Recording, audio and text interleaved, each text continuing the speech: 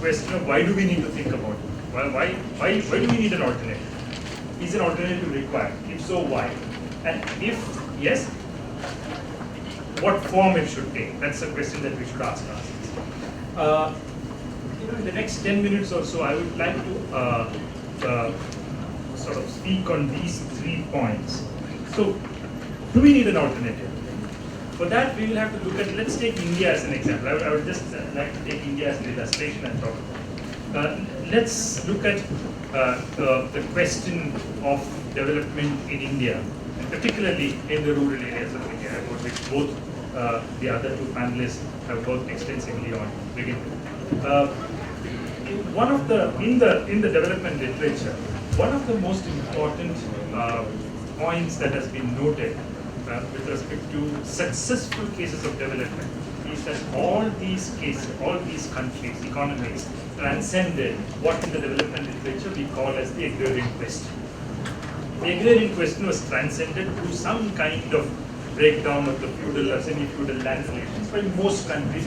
There is no, as R.M. Harwell once wrote in this preface to T.L. Jones's book on Indian English agriculture, there is no successful case of any industrialized country in this world which did not transcend the barrier of inadequate agricultural surplus. That's the question. That's the point that is well accepted within the development.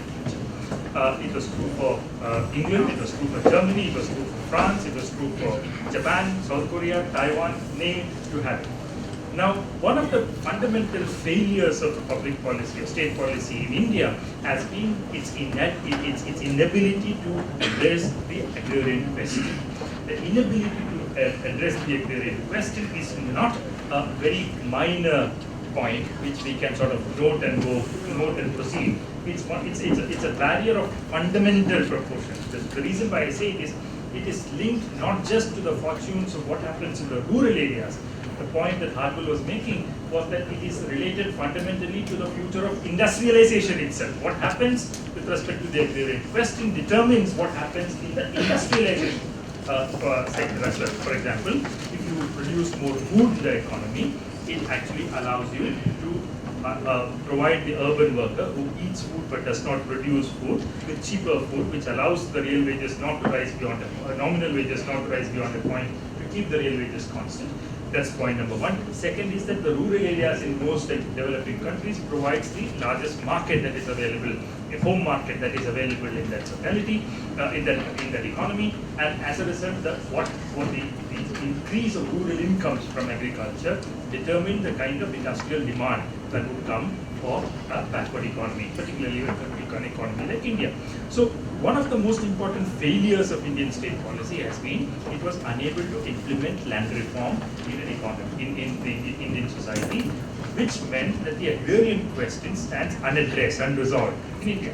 This also is one of the main features that had its impact on the kind of industrialization record that India has had.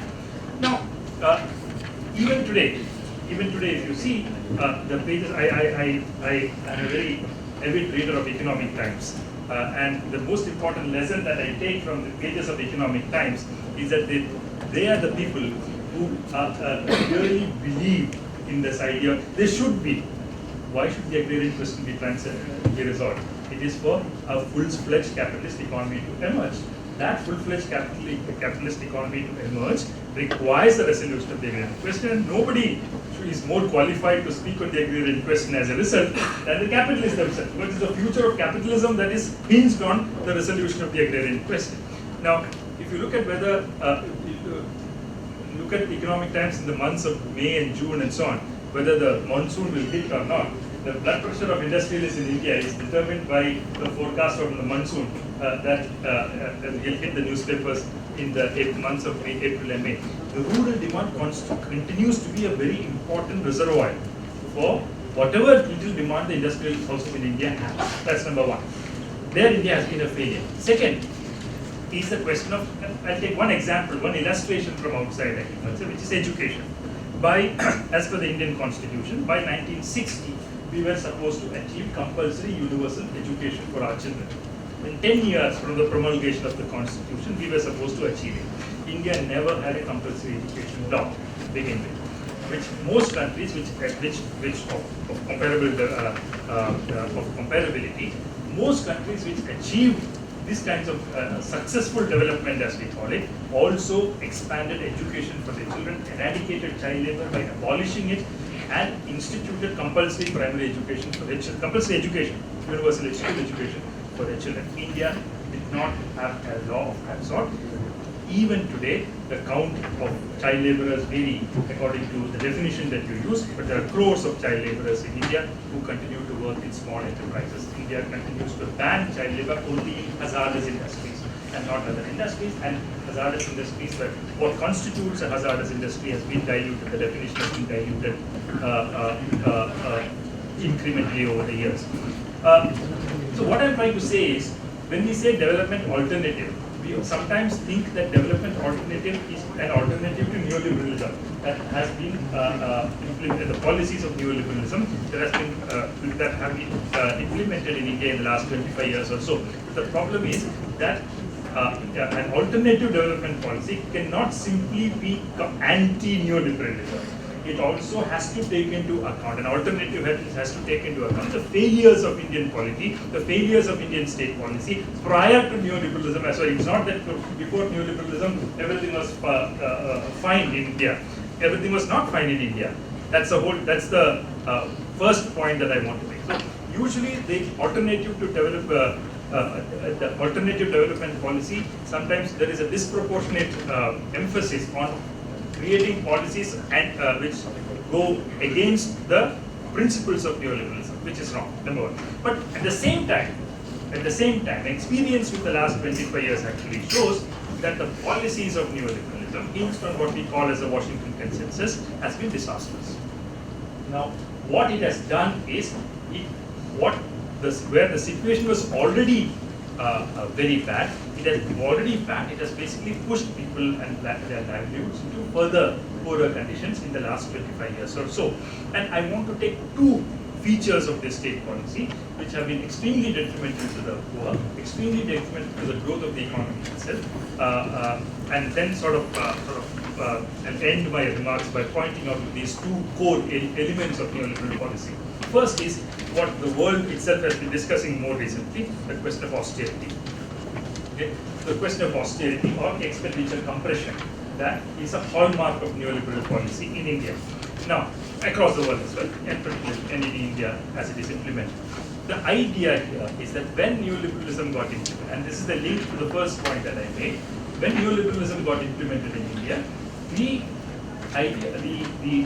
premise that the agrarian question needs to be resolved, the agricultural surplus needs to be increased in order to begin the process of industrialization, that went into the backseat. In fact, the agenda of land reform has been completely jettisoned in the era of neoliberalism. And what instead you have is, what is the need to create an agricultural surplus to create demand in India, while you can easily import food grains using the free trade strategy that you have. You can simply use an external route to resolve your problem of resolve the agrarian question by simply importing food grains and transcending the question of agricultural surplus, and not by producing on your own. That's point number one. So land reforms, already it was on the background, it has basically gone into oblivion in the time after 1991. More so because you are looking at an external economy, because you are looking at export as a very important component of your growth pattern, you actually want to export more and more what is called as high value agricultural products, so that you can import other commodities like food grains into your country using free trade agreements. The whole problem with India in the last 25 years has been that this strategy has been a colossal failure. In fact, Professor Harilal is here, he works on trade. He will tell us more authoritatively that one of the core outcomes of free trade policy in India in the last 25 years has been, particularly in sectors like agriculture, imports have outrun exports. You actually have imports being dumped into India on a very large quantum, and exports have not grown adequately to compensate for it. So free trade has not achieved anything for India, particularly in sectors like agriculture. On the other hand, you have the question of austerity. What is this question of austerity? You basically are pushed into a development paradigm where you are basically told that private investment should now drive the growth of the economy, and when private investment itself, when the extent to which private investment can increase is itself constrained by the domestic demand in an economy. Otherwise, domestic private investment has to invest in India in order to export the commodities outside. That is unlikely to happen because you don't have very large industrial houses to do that kind of effort. So you basically, domestic industrial houses will invest in India only if you have adequate aggregate demand within India, coming from within India. In the absence of that aggregate demand, which is linked to the lack of resolution of the agrarian question to begin with, you basically have a strategy whereby you are looking at foreign direct investment and different other forms of foreign investment to come in and sort of plug that requirement.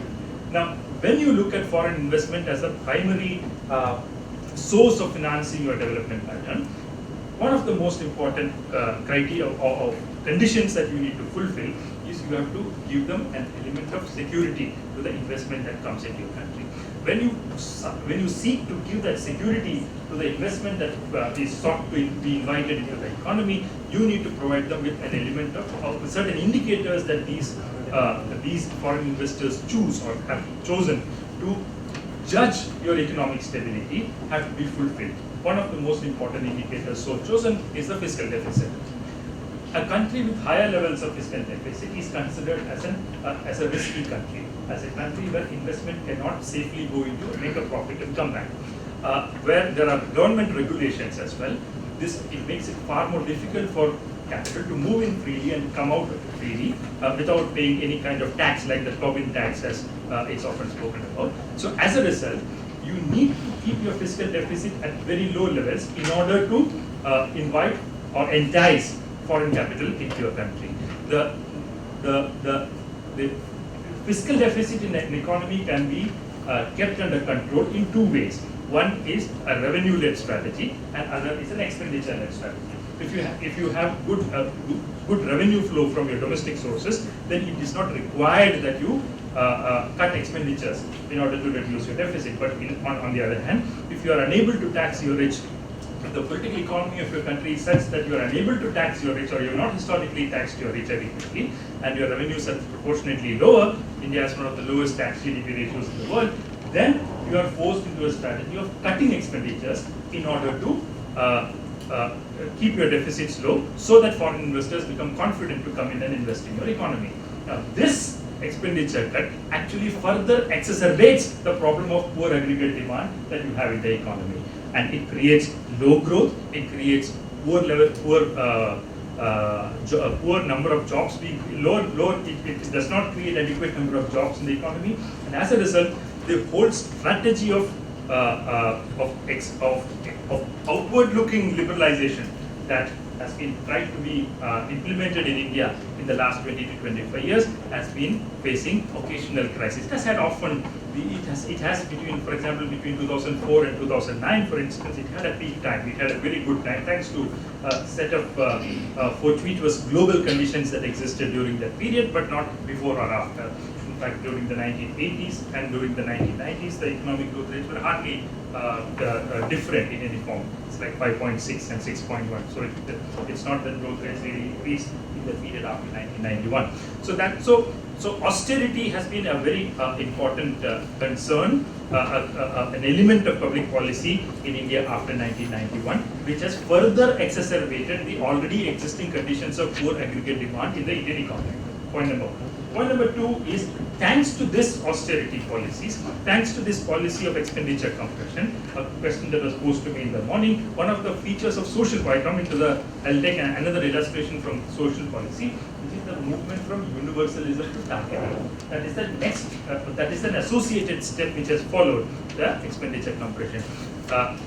Social security benefits. It's not that India had a welfare state at any point of time. India had a very weak welfare state anyway. But whatever little welfare benefits were provided, for example, the public distribution system, were universal in their coverage before in India 1997. The core element of neoliberal policy has been the shift from universalism to targeting, and where you think that benefits of social policy need reach only the so-called needy people and not or the errors of inclusion needs to be minimized and irrespective of what will be the cost of errors of exclusion. That's the strategy that has been followed in this shift from universalism to targeting. If you take the example of the public distribution system in India, you can see how fallacious this shift from universalism to targeting has been. This kind of shift in social policy has resulted in a case where millions of people who require assistance from the state, who require food security or subsidized food from the state, have been excluded from access to the public distribution system by dividing the population into BPL, APL, and so on. The funny part of this story is that the government did not have any policy or any concrete or robust methodology to distinguish who is BPL and who is APL.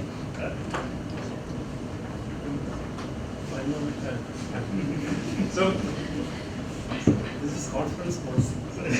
Yes, then you give me 10. In this session, we are very liberal. So 5 more minutes easily and then. Yes, and the difficulty to remove. So the core element of this actually shows how a policy can be. I use this as an illustration in my classrooms to show how pathetically stupid public policy can be in the shift from universalism to targeting. Universalism to targeting involves two steps. Targeting involves that you need to first estimate how many poor people are there, how many so-called needy are there. And from there you need to estimate, once you have estimated how many poor people are there, the second step is identification. Who are these people? So you have the NSS surveys in India, NSSO surveys in India of consumption expenditure, which you use to actually find out how many poor people are there. I'm not getting into the debates on the poverty line. It's actually a distribution line in India. You have about 26 rupees per day and 32 rupees per day in rural and urban areas being used to define who is poor and who is not poor. I'm not getting into that, but you use a poverty line of that sort to divide the population into who is poor and who is not poor. You have say, suppose you get around 30 to 35% of the population is estimated as poor by using a poverty line of that sort from the NSSO surveys. Now, from there, it's a sample survey. You only know that's roughly 35% of the people are poor. That's all. But who are? Do you fall in it? Do you fall in it? Do I fall in it? There's no idea. That problem remains unsettled. So the problem of estimation is taken care of, but the problem of identification remains. So from sample survey, you need to move to a census survey to find out who is BPL and who is APL. Now, this is a very strange survey that is usually done. This 13-point survey where you are asked whether you have whether you have a black and white TV or a color TV, whether you have a disabled person in the household, and 13 utterly stupid questions are asked, and you are scored on that basis, and you are marked. It's like an OGP that you receive at the end of your courses. You get an overall score at the end of it. This is a very interesting survey. This is a survey whose answer is known before the survey is conducted. Okay? Why is the answer known before the study is conducted? Because you know that the answer should be 35%. The answer has to be 35%. You just have to figure out who those 35 are. That's all. So the part of the problem is settled before the study begins. Right? Now, neoliberalism works in funny ways like this. So you basically do this survey and rank people from below and cut at 35. And then those 35 are BPL, others are APL. Now, this kind of arbitrary division has actually created havoc in the livelihoods of millions of households have been excluded from access to public distribution system thanks to this targeting. The targeting also is fundamentally different in philosophically untenable argument. Amartya Sen has written about it in a very interesting paper called The Political Economy of Targeting. He writes how in some sense it sort of ends up one, targeting involves higher administrative costs compared to universalizing. You need to do these surveys, you need to identify who is poor, who is not poor, you need to constantly update the database. Universalism does not involve all these costs. If you did, everybody is covered. So costs may be actually higher in a targeted policy compared to a universal policy. Second is, if you have a universal policy, if you have a targeted policy and people get excluded from it, the poor have to actually go to the state and actually say, why did you exclude me? I'm actually poor. Right? It involves an element of degrading yourself. It involves an element of, and the state will say, no, you're not poor, you're lying. Right? So it involves a criminalization of the poor in that sense. So So there is a degradation and criminalization, a degradation of the dignity and criminalization of the everyday life of the poor, which results from unthought of policies of targeting, which also is a consequence of this kind of policy. So austerity and targeting form two core elements of neoliberal policy. I'm just giving an example of two illustrations from neoliberal policy to underline the problems, the new problems that have arisen after 1991 in an economy like India, in addition to what existed already. The agri question problem, the education problem, and all these problems, the solution to all these problems have become far more complicated thanks to the coming in of neoliberalism. And the question of development alternatives has to be thought of from this viewpoint. It is not simply a question of reversing neoliberalism. A development alternative in a country like India has to take into account the historical legacy of our problems as well. It has to, a development alternative in the Indian context has to have as its prime component the resolution of its agrarian question or the implementation of land reforms in India. That is a non-negotiable necessary condition for a development alternative to emerge. Second, it should of course move away from the policies of austerity that we have. It has to be for example, a country like China. It is hugely export-led in some ways, but the internal demand, the internal home market of China provides it with an enormous cushion compared to other countries like India when it comes to an export shock. A global economic stagnation is likely to affect, or the demand for industrial goods in China is likely to be far less affected by a global economic shock than in a country like India, because the domestic demand in China provides an important cushion for their economy. That option is not available for countries like India. So you need to focus more. This is not to say that you need to turn autarkic in some sense. That's not the argument at all. And the argument I'm making is that you need a strong emphasis on domestic demand in any such alternative development policy that you want to think about. Third, in terms of social policy, there has to be very strong emphasis on ignored aspects of the past, like introducing compulsory primary education, a complete abolition of child labor and so on the one hand, and a focus on universalization of social services on the other hand. Without, and this is not the time to sort of create a checklist of things that should be there in a development alternative. What I just thought in the 10 to 15 minutes I have here is to highlight what should be the core or the top priorities that should be highlighted in any alternative development policy. Thank you. Thank you, Ramakumar. The chair is leaving up to the briefing from the organizers. Ramakumar took exactly 17 minutes, but it was an unenviable task to tell the story of India's failed alternative in 17 minutes. Thank you. Now, Prof. Jose will speak.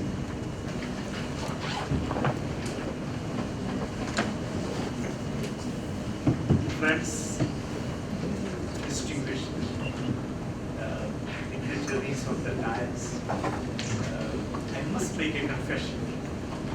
All through my life, I was never a professor, and I feel quite uneasy when that designation is conferred on me. In the early days of the Center for Development Studies, when real professors donned the place, we were all underdogs who never had the courage to call ourselves even primary school teachers at that time. And then subsequently, a greater part of my life was spent as a civil servant, if you want to call it an international civil servant, but that did not by any chance entitle me to the privilege of calling myself a professor. A profession I consider, I treat with a great deal of respect. But that's besides the point. The question we are trying to answer today is, are there alternatives to the beaten track of economic development. I'm afraid we don't have. Since I lack the confidence to articulate that position, I try to look for some supporting material in the introductory brief prepared by the organizers of this meeting for this conference. I must confess that did not help either. With a lot of respect to them, this is not to detract the value of what they produced. The fact remains, all of us thinking about development alternatives have a fundamental problem. We lack the ability to think and write with clarity the questions we are trying to address. And that means it's a major challenge that has got to be overcome. In a multilingual society, we have got to think totally different when it comes to articulating our thoughts. I, for one, myself, believe it's time we went back to the mother tongue, tried to crystallize our thoughts, and then tried to put across them in a different language if there be any need. I think all of us should try to do that kind of original thinking about the development paradigm, the development alternatives in our own language. I don't mean to say it has got to be the mother tongue, but then the language we're most comfortable, and for many of us, it should be Malayalam language. But then, since I consider myself a novice, trying to understand the concept of development alternatives, let me try to start delineating the components of the classic path to development, which the pioneers of this conference have termed the income-led growth path. And then ask a question: can we avoid or short circuit that path spelled out by the leading professionals? The components to the classic path have been spelled out by one of the most prodigious minds in the economic profession, Simon Kuznets, who analyzed the long-term growth path of nations. He tried to do it in a major study called The Growth of Nations. And he tried to list the components of growth. The major thrust of my argument is, look, we cannot short circuit these components. Let me try to spell them out. The currently developed world over the last 150 years of their growth path, they have crossed certain thresholds, certain landmarks, long-term changes in the sectoral composition of output and employment, which means a lot of things we are trying to deal with today about the importance of agriculture, which Professor Ramakumar talked to you about, all those things have got to be looked in a historical perspective. We are talking about situations which over a long period of time changed. The importance of agriculture diminished systematically. In a society which accounted for 75% of the output and employment at the beginning, at the middle of the 19th century, we are reaching a stage in the rich countries, they do not hold more than 5% of the total labor. They might still have something like 10% of the total output. In the process, workers moved away from agriculture into the other sectors of the economy. Manufacturing, construction, services.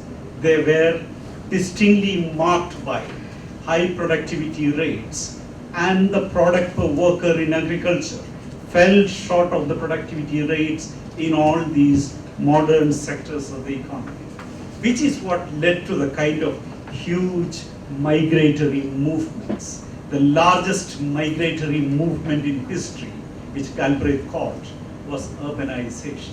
People moved to towns, to the cities, in search of a living.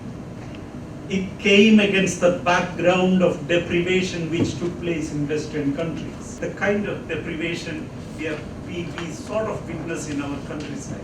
It came against the background of violence. It came against the background of deterioration in living conditions. All these led to the kind of mobility into the urban areas. That's what happened in the West in the 19th century.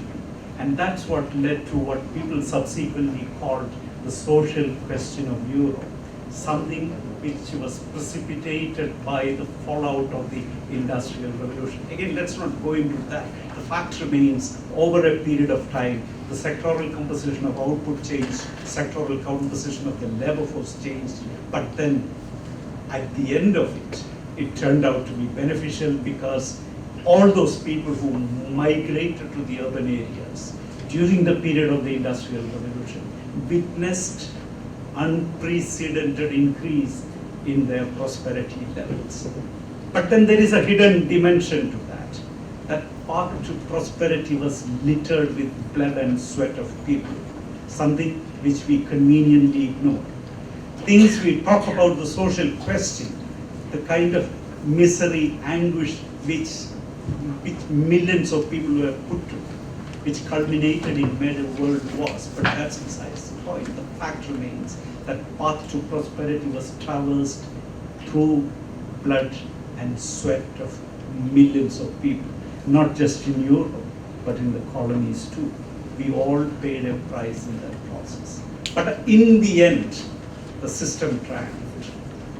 They created institutions which safeguarded the interests of the winners, and the losers had disappeared by that time. The losers were in the erstwhile colonies. We belong to that category. But then we are also trying to emulate the growth experience of these countries. And the argument I'm trying to make, you may not like it, is there is no way we can short circuit that process. But then we have got to go through that development process.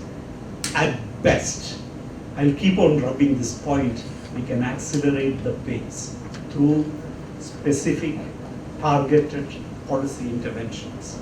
Nonetheless, there is no escape from that path. Again, let me come back to the components. Changes in the status composition of the population. That means, over a period of time, the category we call the self-employed moved out or diminished. In their place came the most significant category of the modern economy, the wage employees. The advent of these people we look with a lot of worriness, a lot of suspicion, a lot of anxiety, apprehension. Nonetheless, it's their coming to the fore which led to the growth of nations. They emerged as the biggest, the most powerful engine of growth because they acquired the kind of purchasing power that sustained economic growth. But then the institutional safeguards which modern economic growth brought in its train helped them secure their position in societies and sustain that consumption level. And this is the kind of lesson we have got to learn. Create institutional safeguards that can sustain the pattern of growth, the mode of growth, take them to higher levels of living. Again, within the composition of the workforce, if we go by the beaten track of nations, the blue-collar workers, we have apprehensions about them too. There are various versions in caricaturing them, but then the fact remains, they changed over a period of time. That collar disappeared, it became white collar, or rather that's in the process of diminution, disappearing. And then people moved on to more improved skill categories of the workforce, and they came to dominate the picture. So there is the kind of a pronounced change in the composition of the workforce taking all over the world. And I think this is something we ought to reckon. and try to absorb the lessons. This is something innovative over a period of time. Again, the policy interventions we talk about should be to accelerate that process, bring it faster into a reality. Let's not try to delude ourselves into believing that by blocking it, we will be making a point. No, it certainly will not happen. Then again, I told you about employees' compensation changes in the age distribution, gender structure, skill composition of the labor force. Pronounced, profound changes happened over a period of time. The labor force became compressed in certain age groups. The earlier age groups, in a kind of phase in which child labor was very much an article of faith, was part of our living 100 years ago, 50 years ago. That changed. People went in for higher education, went in for primary education, subsequently to higher education. The period of their spending in educational institutions kept on increasing. So much so, the labor force belonged to a compressed age group, say from 20 to 25 onwards, right up to 60 to 65. A near homogeneity in the composition of the labor force. Likewise, profound changes took place in the gender structure of the labor force. All of us. Yesterday questions were raised about the structure of the traditional society. We took it for granted that women had their assigned place and that should be within the precincts of the house. They should not be seen to be there walking into the labor force. And if at all they come, they should observe the kind of norms and customs and traditions of the traditional society. Things have changed. But then, in the earlier stages of development, we also had an opportunity to sort of mention about that. The instinct is to withdraw from the labor force for women, to tell the rest of the world, listen, I don't have to do drudgery, hard work. But again, this is again something we inherited from the past. Things are changing so rapidly. The women workers who come into the labor force are far more skilled. There was a time in Southeast Asia when women came into the labor force, they were unskilled, semi-skilled, the kind of factory girls trying to do with the kind of processing work with electronic components of garments. But then came subsequently a phenomenon, they withdrew from the labor force.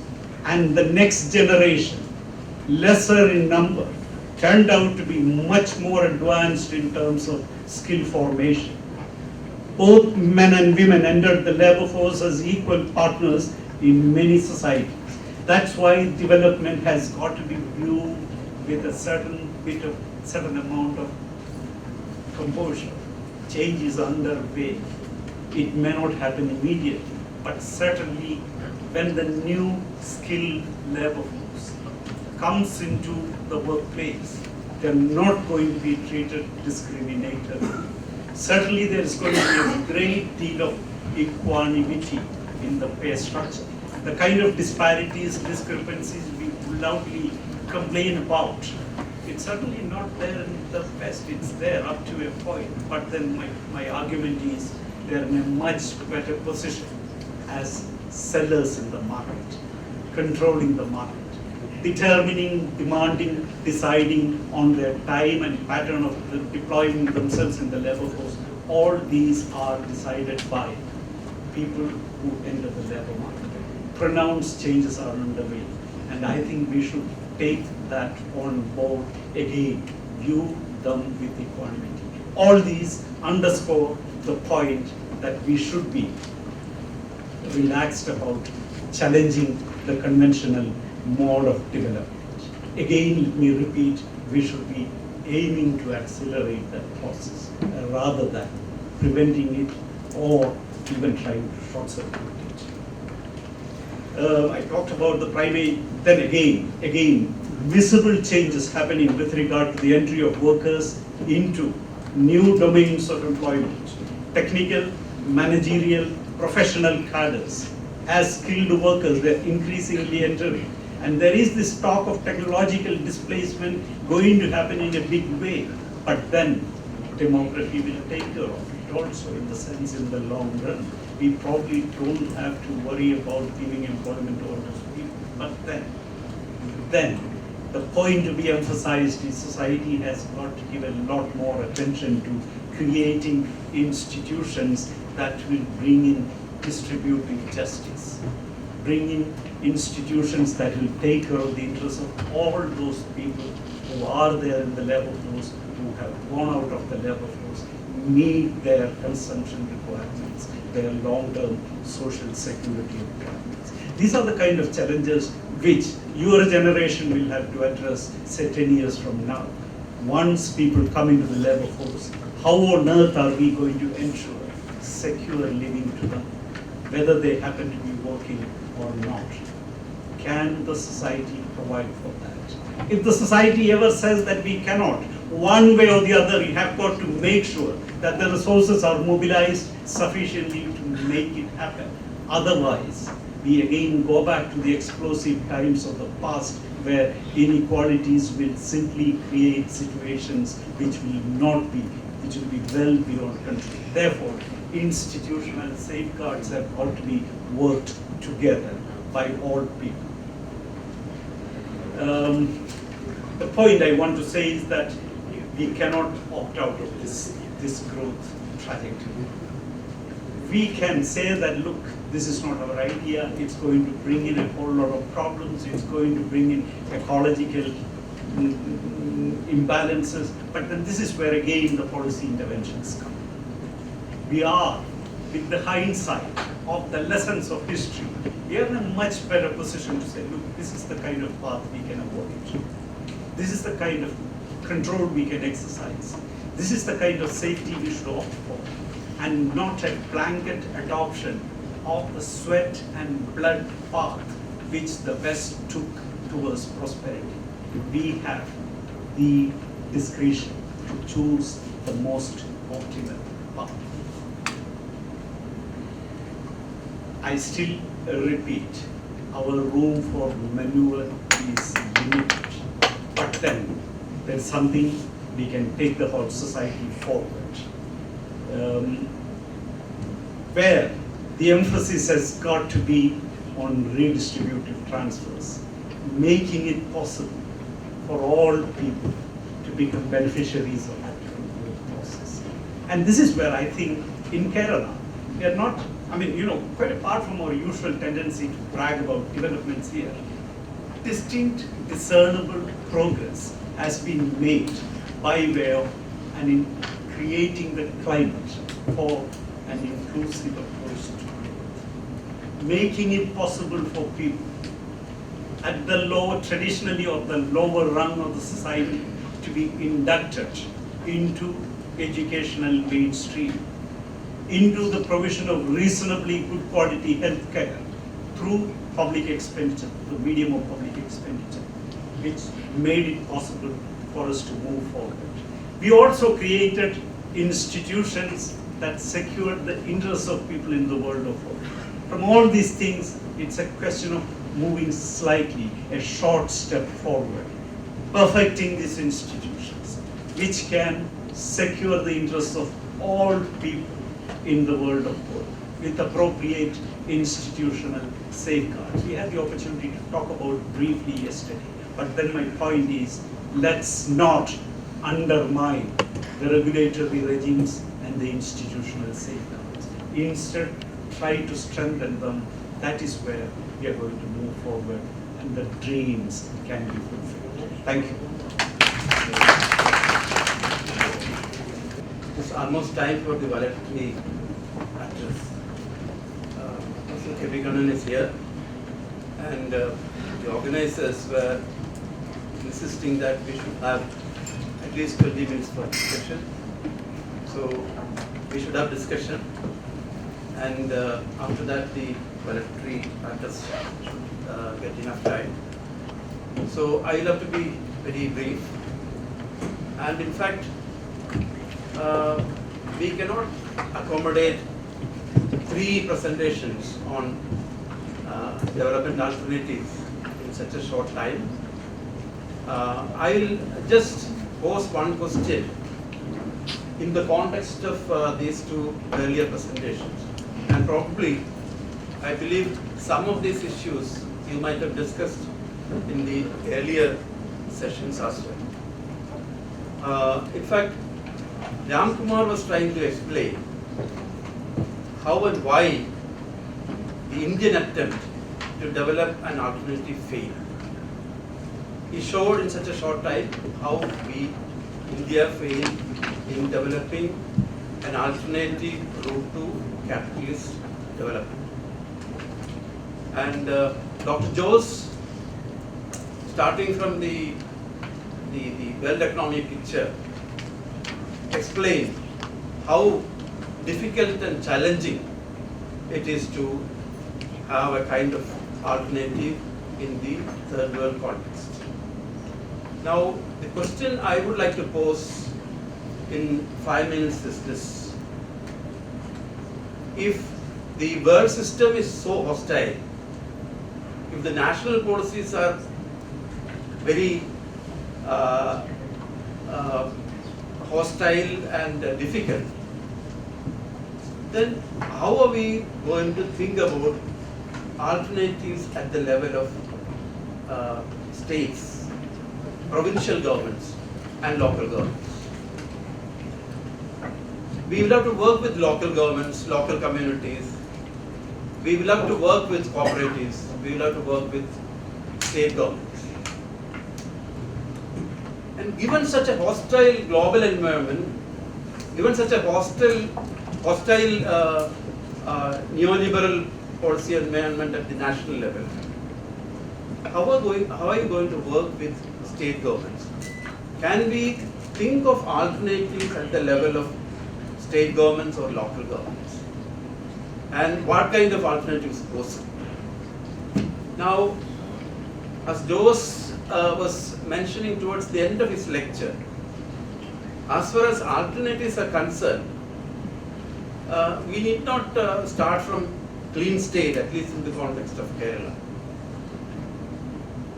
Kerala state had all limitations.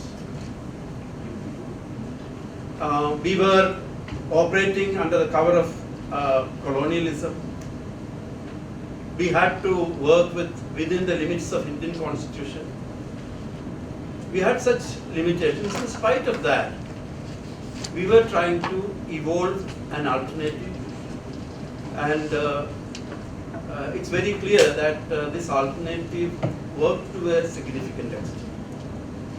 It's not that we have been able to really come up with an alternative route, path of capitalist development, but in spite of the limitations, we could achieve whatever Kerala could achieve, the high physical quality of life and all about which we speak a lot. Now, the big question is this: we could do that in spite of the limitation of the Indian Constitution. But how long can we continue this alternative at the provincial level, at the level of local government, in the hostile policy environment of neoliberalism, and in a world system which is leaving less and less space for local alternatives? Ramakumar was speaking about land reforms at the national level. At the national level, of course, we could not address the agrarian question. We could not do anything about the land reforms.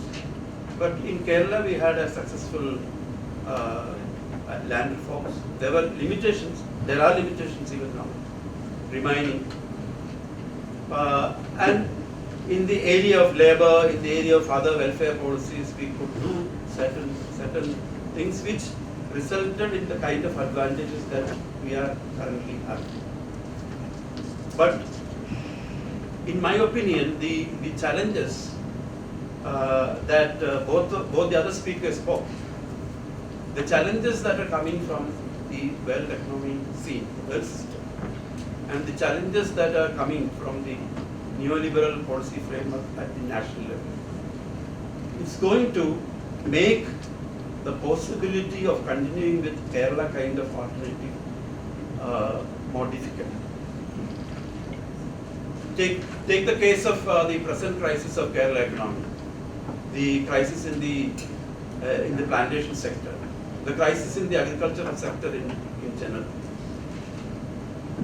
It's very obvious that the state government now cannot intervene in the way it used to intervene to offer fair prices for our farmers because of free trade agreements, because of regional arrangements. It's almost unthinkable for the Kerala government to have a buffer stock, to have a procurement policy so that we can give fair prices for our rubber growers or other farmers. Because if you start procuring, given the fact that our national borders are porous, we will end up procuring large supply from other rubber producing countries.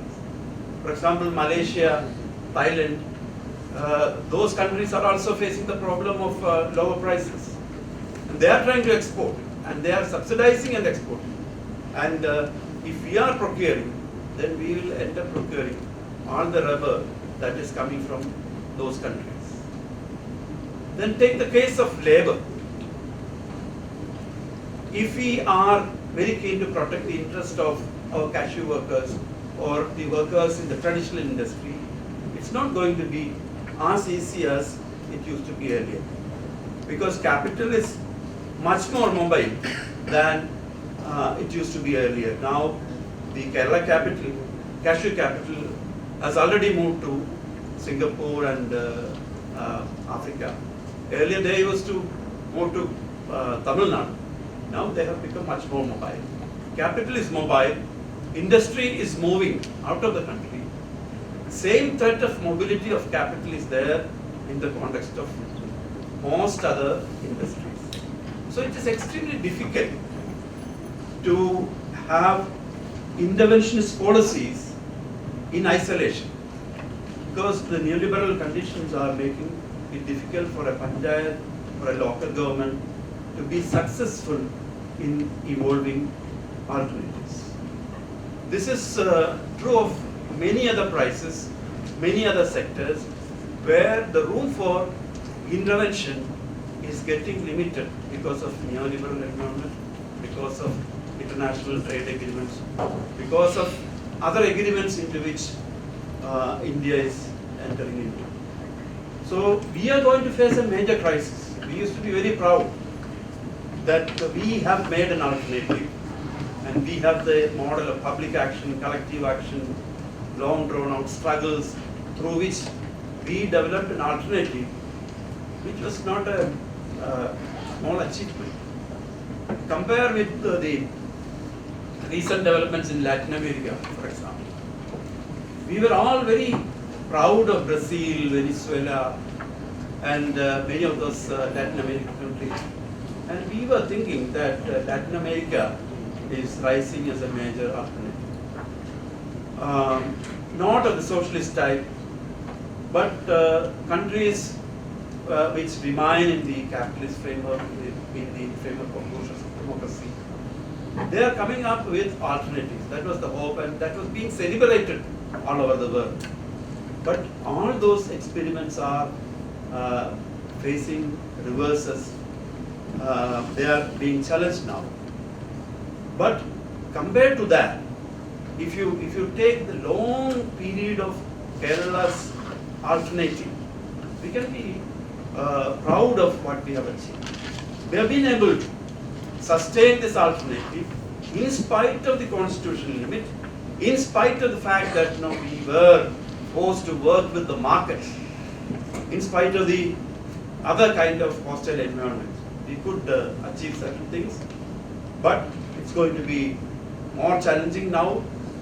Now, how we are going to face the new situation is very important, not only for Keralites, but for Latin American countries and other countries which are similarly situated, because they also face the same situation.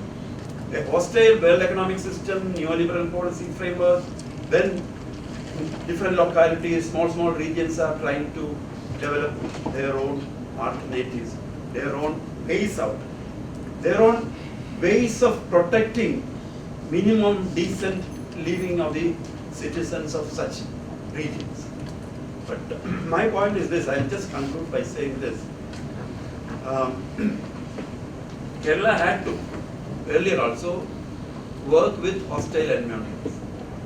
We had to fight colonialism, we had to fight the feudal system in the state, we had to work with markets.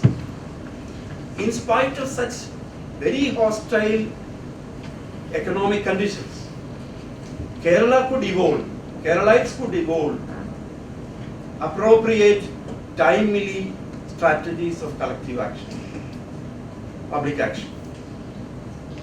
Because now, probably I think now it was more hostile when most of this public action was really taking place in Kerala. We were fighting against such big odds. But now, okay, new challenges are coming. But I think we will be able to, we will have to give an attempt to overcome these challenges of facing neoliberal policy regime at the national level, the world system which is becoming extremely unfriendly. We will have to evolve new strategies, and probably we will have to again fall back upon the strategy of collective action. We will have to come together, we will have to develop alternatives to work with the world market which is becoming hostile. But no, it should be possible for us to evolve new tools of dealing with a hostile world so that the conditions of living of people in Kerala can be sustained. What other states could, what other regions, what other third world regions could not achieve in such hostile environment, we could achieve. And it's the challenge of social scientists, it's the challenge of our political leadership to evolve new forms of collective action, new forms of public action, which will help us deal with a situation which is becoming much more hostile. And we have a lot of brain to do that. We have a lot of organizations, institutions, and movements which can live up to expectations. And I am looking forward to the valedictory address because Professor Kannan has written extensively on Kerala's path of development, collective action, particularly with respect to local governments, with respect to labor movements, etc. So all this shows that we have been experimenting in dealing with situations. So Kerala can probably, now scholars are coming, studying what happened to Kerala. So Kerala can probably continue this tradition of evolving small alternatives and modes of collective action which will help us deal with such extremely difficult situation which cannot be underrated or taken lightly. So it's now open for discussion. We can have four or five questions. We should have questions only, not detailed discussion or anything. So please come up with pointed questions, and we can address Ramakumar and Dr. Jose. You can leave me from here. I don't want to take more. 60% of our GDP comes from the services sector. I would like to know whether the IT sector is coming under the services sector or is it spilling over to manufacturing sector too. The second question, the rubber price crisis in Kerala is due to a black swan because globalization brings out a lot of unpredictable black swan effect. As Taleb said. My question is to Professor Ramakumar. Sir, you mentioned that aggregate demand in India is less and we need to improve that. But during the period of global financial crisis, we speak of the decoupling theory where China and India remained aloof of this crisis because we had very huge domestic aggregate demand. So with the second largest population in the world and the GDP growing at a commendable rate, how can you argue that the demand, domestic demand in India is less? Capitalism grew through sweat and blood of people and so on. I agree, because it grew through the blood of the people of the third world, principally. Because capitalism did not overcome unemployment on its own through its spontaneous development. There are two major reasons why capitalism managed to, at least the metropolitan capitalist countries, managed to avoid the kind of high unemployment that we are witnessing today, for instance. One was mass out-migration of people. For instance, in 1820, Britain had a population of 12 million people. Between 1820 and 1915, 16 million people migrated out of Britain. In fact, in every year between these two, during this period, more than half the increase in population of Britain migrated out of Britain. During this period, about 50 million people migrated out of the entire Europe, mainly to the temperate regions of white settlement, the regions that we call today United States and Canada, Australia, New Zealand, South Africa, and so on. Typically, the settlers went there, draw out the local inhabitants, the indigenous people, in many cases massacring them, and in the end, they managed to avoid the social explosions that were about to, and that were threatening them in their home, that is Europe. That was one. The second was colonial loot. Colonialism basically, looting the third world, deindustrialization in the third world, and so on. So these are the two factors which led to capitalism avoiding the kind of mass unemployment, which is haunting it back again today. Greece has 25% unemployment, Spain has 25%, European Union has 10%, United States has 10%. It could be yes, no. That it has been conclusively demonstrated that it is wrong. Actually, it has been written. It has been plainly has been written on the back question of the argument that it is only 5%. So my question is, what is the basis of your belief that capitalism still remains the option for the third world, because these two options don't remain within the ambit of the third world: mass out-migration or colonialism. We cannot have we cannot go and colonize other countries, and we cannot send crores and crores of people out of our country. My question is to Professor Ramakumar. See, we know that FDI to GDP ratio in India is less than 2%. Then domestic DI to GDP is almost 28%. If that is the case, why our major citizens are running after countries and countries inviting more FDI? Can we have a development by utilizing our own resources? Okay, for short of time I am not. So, sir, one question. So the title of the discussion is Development Alternatives. But the word I heard here is they are big, they are hostile, and final conclusion is it is difficult to opt out of the growth strategy. That means we ended up in flattering the neoliberalism. And let me ask you one question: is there any limit to growth? And one more question: is the attempt of Occupy movement a foolish one from the part of the public? So my name is Samsir. With all due respect to both the speakers on the dais, Dr. Ramakumar sir and A.V. sir, I came here with the expectation that there should be, an alternative model should be, model of development should be, conceptualized. And at the end of the day, it's reverse happening. And as Dr. Harilal sir has rightly questioned, is why should our rebellious subjectivity? We faced more kind of colonized. We were once colonized, and we fought against that. And now it's capitalism. The colonizing us in a different way. So why shouldn't our rebellious subjectivity be contented in? Why it should be contented within this neoliberal thing?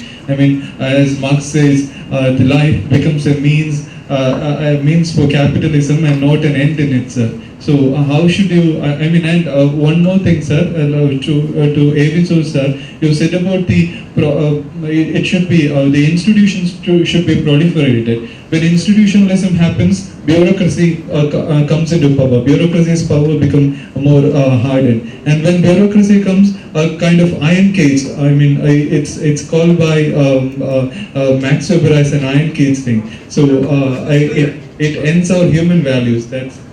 My question is towards Dr. Ramakumar. Sir, you said about the issue of the methodological things being wrong in the public policy discourse. In that concern, a small doubt, how can the public be so sure about the accuracy of the data that is being collected? For example, the NFHS survey for questionnaire for females is of 98 pages. That of males is of 38 pages.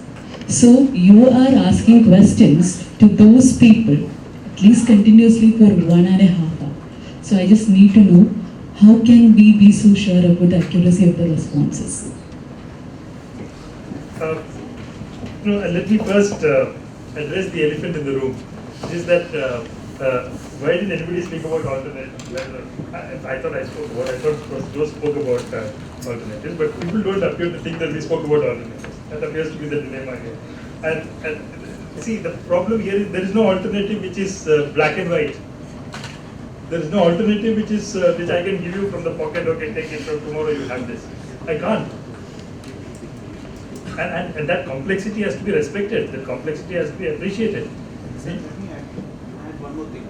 Are we waiting for a crisis to happen? Are we waiting for a crisis to happen?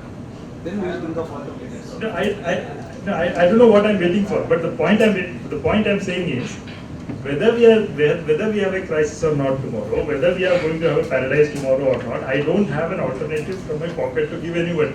The only thing that I can do is to draw the contours of what I think can be an alternative framework given the problems that we have historical and contemporary on the one hand, and as Prof. Harilal mentioned, the constraints within which those have to be sought to be realized. That's we are not. I don't want to speculate here on do this, do that, do then you that. I don't want to be a positivist speculator of that sort. What I try to say is to draw out some of the major problems that our economy and society have been facing, our failures in addressing some of them, how some of the more recent phenomena have actually further complicated or exacerbated some of those problems, and what policy stances should we adopt to address some of them more effectively. That's what we can say. And with all of them within the constraints that Dr. Harilal mentioned at the global and domestic level. Let me start from answering the points from there. No, it's 2 minutes. Start from the global level. Okay, I don't think the emergence of Bernie Sanders or the British emergence of the new British opposition from the Labour Party needs to be taken or underestimated in any form. In some words, in some sense, it actually shows that the crisis of 2008 effects are lingering, and the West is actually looking for alternatives which are not available to us, which the dominant mainstream of today does not provide them. Okay? So they are looking for alternatives. Sanders has put forward an argument. He is a democratic socialist. And people ask, who are you when you say democratic socialist? He's saying, look to Denmark. Okay? And others are calling you communist.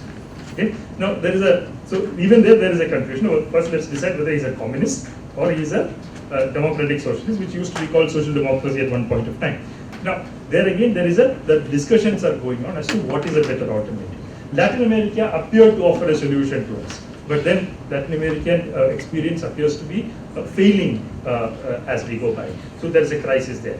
In India, Kerala used to offer an alternative to us, but as Dr. Harilal mentioned here, Kerala, it's not clear whether within the constraints that we can have, the Kerala type of alternative can proceed to be the dominant alternative or not. So all these, so we can only speculate in a very safe way as to how we can go. We have to take, as Mao said, we have to cross the river by feeling the stones. Right? I don't want to plunge into a river without knowing its depth. Right? I want to walk into the river, slowly feeling the stone, where stone is, what depth is, and then that's how an alternative development trajectory can be ever formulated, a meaningful one. The last point that I'm not going to take all, but he's giving me only 2 minutes. The question of decoupling. So the idea that used to be a myth. We used to think that we are decoupled.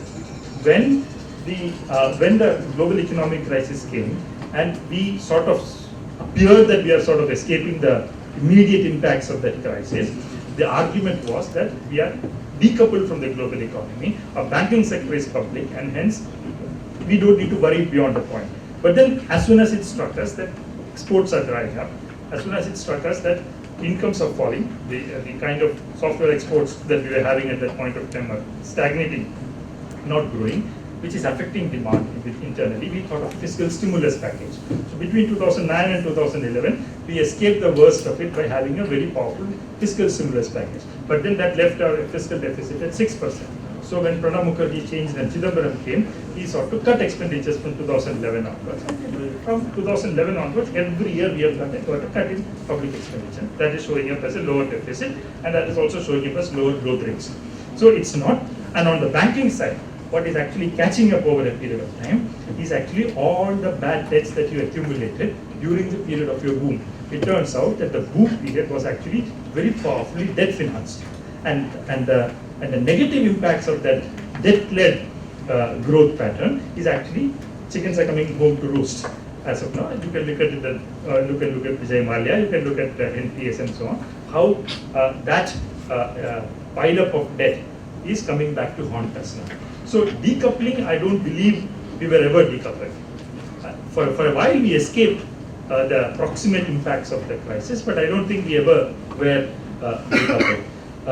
The last point, the data accuracy and all, yeah, but there are different ways of tallying it and so on. There are different ways of cross-checking it. We have to, I don't believe many of the secondary data sources, I don't believe. Some I believe. So sometimes I believe, sometimes I don't believe. Right? So there's a constant element of cross-checking that you need to carry out with primary data, cross-checking with primary and secondary data, looking at secondary data, how consistent they are over a period of time, given other trends that you have. You have to have reliability checks in secondary data sources. Those are available, which needs to be done. Where Occupy movement fools, that's not true. They were not true. They were reacting to an immediate crisis in their livelihoods. I am part of the Occupy London movement. I participated. I know. I've spoken to people. I know what. There were people who were paying triple the amount that they used to pay before the NHS crisis had set into London. There were people who had lost employment, and the 2-3 members had lost employment in the family, and they were just going around without any social security. All that's the kind of people they were rich people, rich in the sense of the upper strata of the society, who lost jobs unfortunately, and then got into all kinds of troubles, and they were also part of the movement. All kinds of people were there. So, and they said the most important slogan there was, capitalism is the crisis. Capitalism is the crisis. The crisis is capitalism. So it is from there. So they also look for an alternative from there, but they also don't know what kind of alternative it is. So if you believe that Occupy participants in the Occupy movement knew of an alternative, I think you're wrong. I don't think they also knew what an alternative could be. They also had some idea of what the future should look like. That's all. Let me tell you, the one thing which I certainly did not intend to do was to come here and pretend as an apologist of the capitalist system. Please, let me make it clear. Capitalism delivers only when it is set under regulatory institutions. There is no capitalism that delivers the goods without regulatory supervision. And what I was talking about was bring in regulatory safeguards that would ensure secure living for all. That requires eternal vigilance by people under the democratic dispensation. That democratic dispensation is something which came through the economic space maturing into a political space. Make no mistake about it. It came in the wake of prosperity. Again, it was vastly iniquitous to begin with, but that prosperity led to workers in the West acquiring the political space to demand democratic institutions. And I think it's an important lesson from history that political space has got to be nurtured, and we have got to make sure that they continue to continue to be nurtured in the Indian context. One minor point about the different context in which Western capitalism thrived. But then let me make it very clear. I mean, it's true that they migrated to all those less populated countries, but that did not decline the unemployment rate in those countries anywhere. But then the point remains, in the latter day, we are also migrating, not as colonizers, but as migrant workers all over the world. And that's making a major difference to the economy of Kerala and also to the economies of the places where they are going. They're not going as welfare scroungers. They're going as contributors to the production of income and wealth in those countries. And the remittances, they send back. By the way, in the context of a state like Kerala, it comes to 1 trillion rupees. And don't underestimate its importance. So the global economy certainly confers benefits to all those who are taking part in it with a responsibility and respect for the other person. And there are important lessons to be learned out of it. Thank you very much. The rubber question. No, rubber situation is created by a kind of overproduction, which can be seen in many sectors because of the global crisis. The demand is not growing as many people were expecting. But in the rubber case, there was a planned effort to increase the supply also. In India, in most of the natural rubber producing countries, World Bank assistance or World Bank induced expansion programs were undertaken simultaneously. So overproduction in the rubber sector is not market driven alone. It's also driven by international institutions who were caring for the buyers of natural rubber, that is the tire manufacturers. Now that overproduction is creating lower prices in the global market. Our problem is that no, we don't have any border restrictions now. Our economy is open. So all this excess rubber, low priced rubber, it's coming to Indian market. Our imports are going up. So India alone, unless we plug the borders, India alone cannot, or Kerala alone cannot have a procurement policy. In fact, I told Mr. Mani when he announced the first procurement program that even if you spend the entire Kerala budget for procuring rubber, you are not going to ensure fair prices for rubber growers in Kerala, because rubber from other countries are going to come, which is coming in a big way. Now, I'm sorry, I disagree. But no, I have 2-3 purpose I can give you, and then we will continue this discussion. Because on rubber or anything there are many views, and so we'll conclude this session because it's high time to start the final function. Thank you, Professor Ramakumar and Dr. Bose for presentations. Thank you, Professor K. and Harilal, for effectively chairing this session, and thank you, Professor A.V. Jose and Professor Ramakumar, for such a wonderful presentations, and thank you, audience. We'll have a quick tea break of 5 minutes, and we'll be back for our validatory session. We look forward to your active participation in that too. Thank you. May I request Dr. N. Veeramanikandan, Honorable Pro Vice Chancellor, University of Kerala, our valedictorian of the function, Chief Guest Professor K.P. Kannan, Chairman Laurie Baker Center for Habitat Studies, Trivandrum, and Honorary Director of IUCAE, Professor A. Abdul Salim, to kindly come over to the dais and have a seat. It is my pleasure to invite all of you to the valedictory session of the 3-day international conference organized by the Inter-University Center for Alternative Economics, Department of Economics, University of Kerala. After 3 days of rigorous intellectual exercise of addressing the development questions of past and present, we hope that this whole exercise will be fruitful in setting a different pathway to development in the coming times. Let us start the function. For the welcome address, may I invite our guiding spirit and most respected Head of the Department, Dr. Manju S. Nair, to the dais.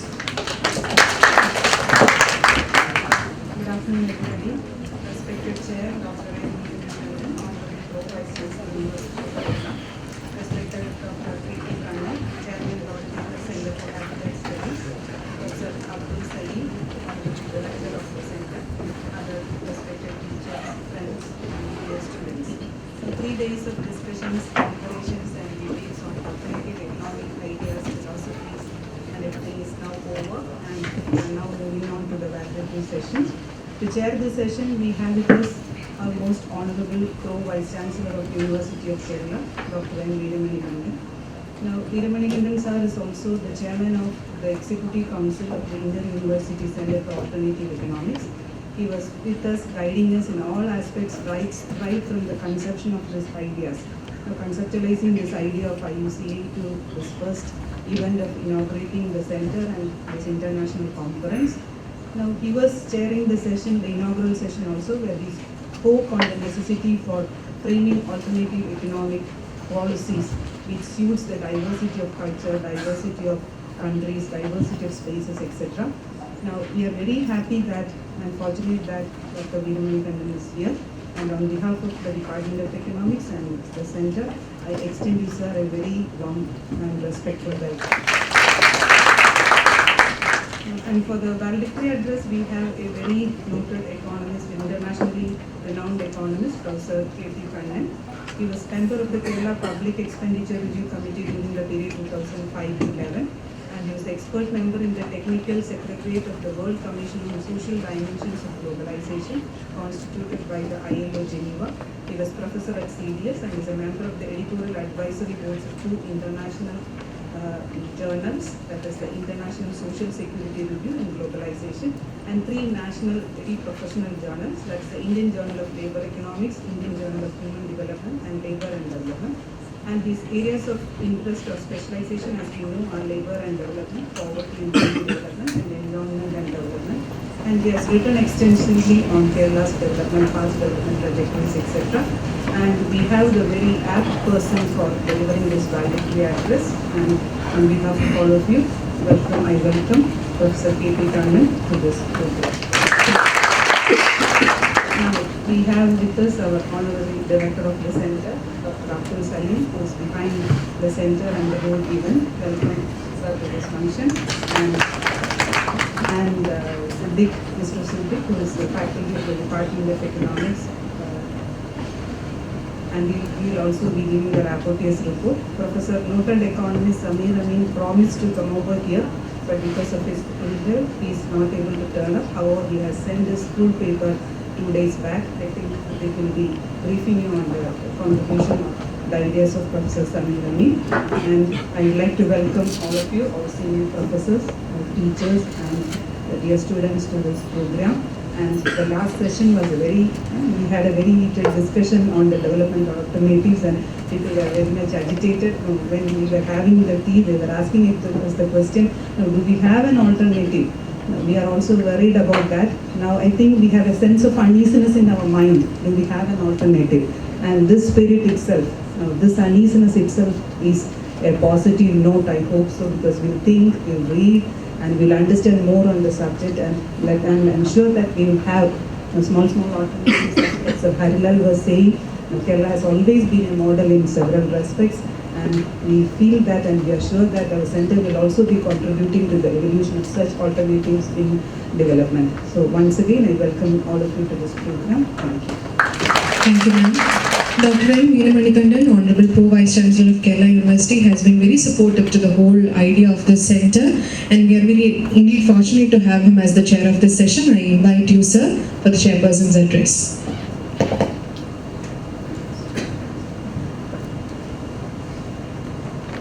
The chief guest of this valedictory function, Professor K.P. Kannan, the chairman of the Center for Habitat Studies,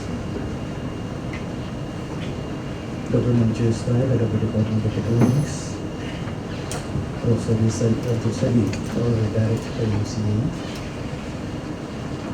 Siddiq, the coordinator of the conference, and other dignitaries of the dais, delegates, faculty members, and my dear students and friends. So now it is the back end of this 3-day international conference. And Dr. Manju has rightly pointed out the words and heated discussions for the last hours. So regarding these alternative thinking, that itself shows that this seminar is a success. That means it has produced some spark on individual to think whether an alternative mode of economics, whether it is essential or not. So in that way, I think that this seminar is a success. And I hope that these six sessions were there in these 3 days programs, and these six sessions were with eminent process we have had.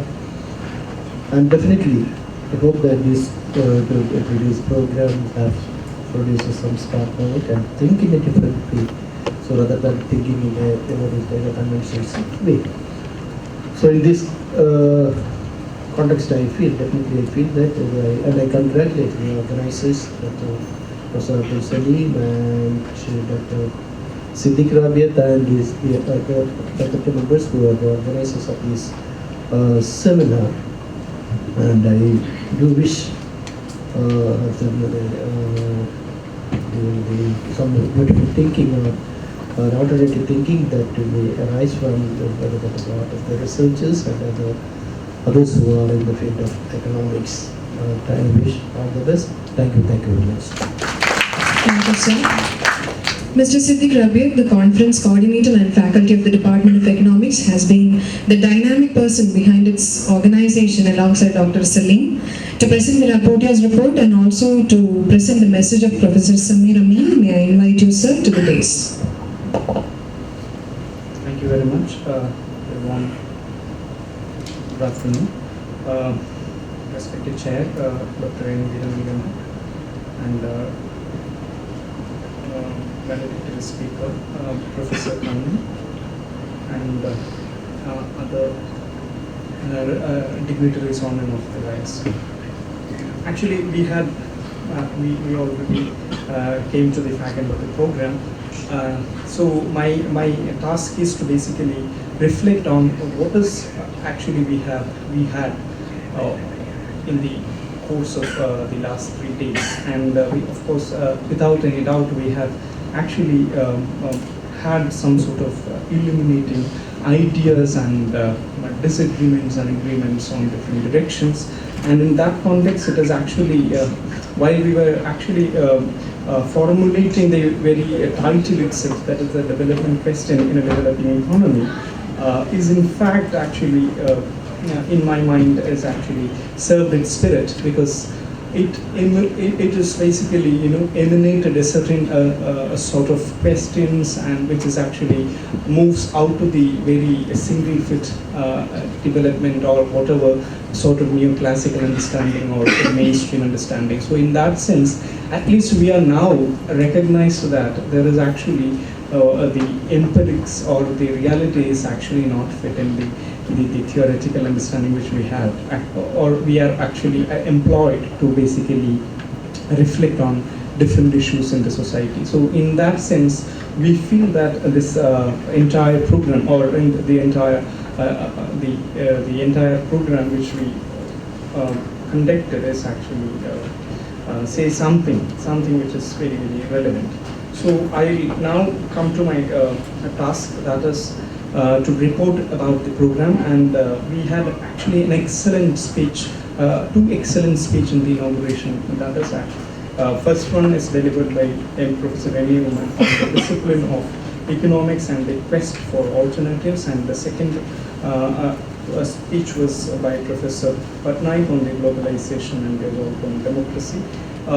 These 2 lectures is exemplary, and it is actually basically question the conventional understanding of or the conventional way of putting up to see the economics and the issues which we are actually facing, and it is criticizing even start from the curricular to the approach which we adopt.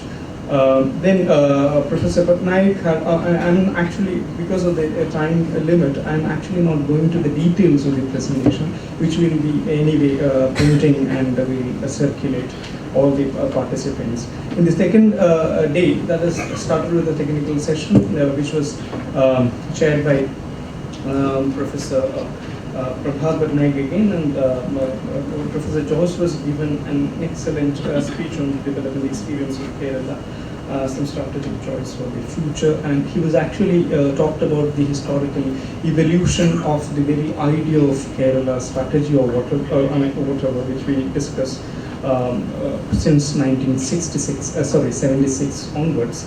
So in that context, it was actually a little illuminating regarding different aspects and dynamics of the society which are actually.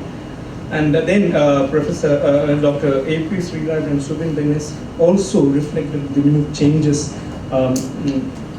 in different contexts. Sriraj had actually pointed that there is a radical departure from the growth experience of Kerala because of moving from mass-based consumption to the elite-based consumption. So that itself, and the growth was actually derived because of that.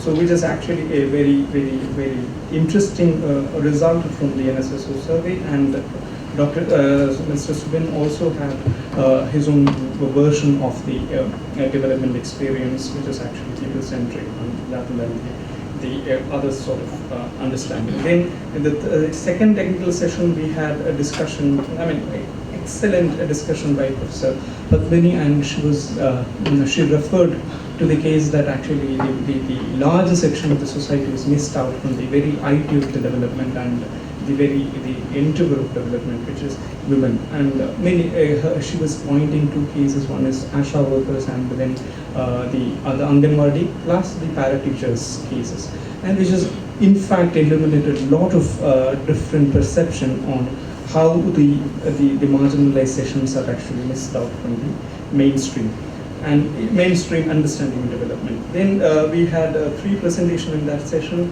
Dr. Ananda had spoke about the reservation, community reservation in LSG, and where she was actually, she had done an excellent field work, and which is, of course, somebody has to actually look into, and that field work is, and she had a sample of something around 160 village, which is, I think, almost 20% of the total.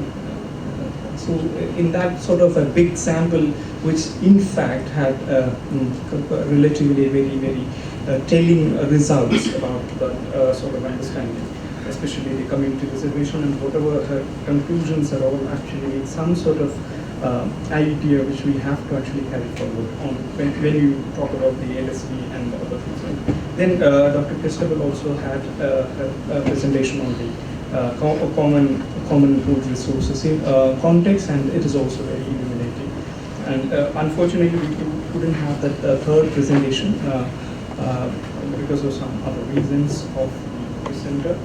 Then we started the third technical session, which was on development in sectoral concern, where unfortunately we didn't have Omkar Nath because he had some severe health problem, and he's in fact under some treatment medication, and also therefore we missed him. But Dr. Kabir had actually a wonderful presentation again based on the NSSO 70th round and 70th round, which is basically pointed that there is especially the community intra and inter-community disparity vis-a-vis the inequality and the sort of reservation sort of thing. So that is in fact a very interesting paper, and Dr. Shaijan also had a very different paper which is talked about the service-led growth strategy in Kerala and its limit.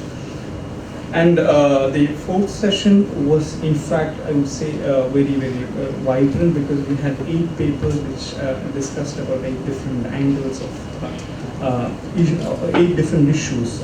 However, I won't say that actually it's all particularly on alternatives, but it is basically reflected on different angles. And so we had actually we able to basically manage 8 researchers into the session, and Sorry that actually we couldn't give much time for them, although we wished, but because of the time constraint, we maybe had some sort of uncomfortability. But coming to today's session, of course, no doubt that all of you were present, and the political economy, we had obviously very interesting papers, of, especially Dr. Salim had given a very interesting picture about the higher education, and then Vinod's paper is very good, and it is basically telling you where is actually the repression and where is actually the profit, the increasing profit which is actually happening. And then Santosh is also talking about, as I talked about, the different land holding patterns and where have to actually be to take a affirmative policy. And Mayu sir also had a very interesting view on the debt, political economy question of public debt. And in the the sixth session, we couldn't actually have our Professor there. Yeah, in the fourth session also, again, because of some health reason, Professor Atre was unable to basically attend this function.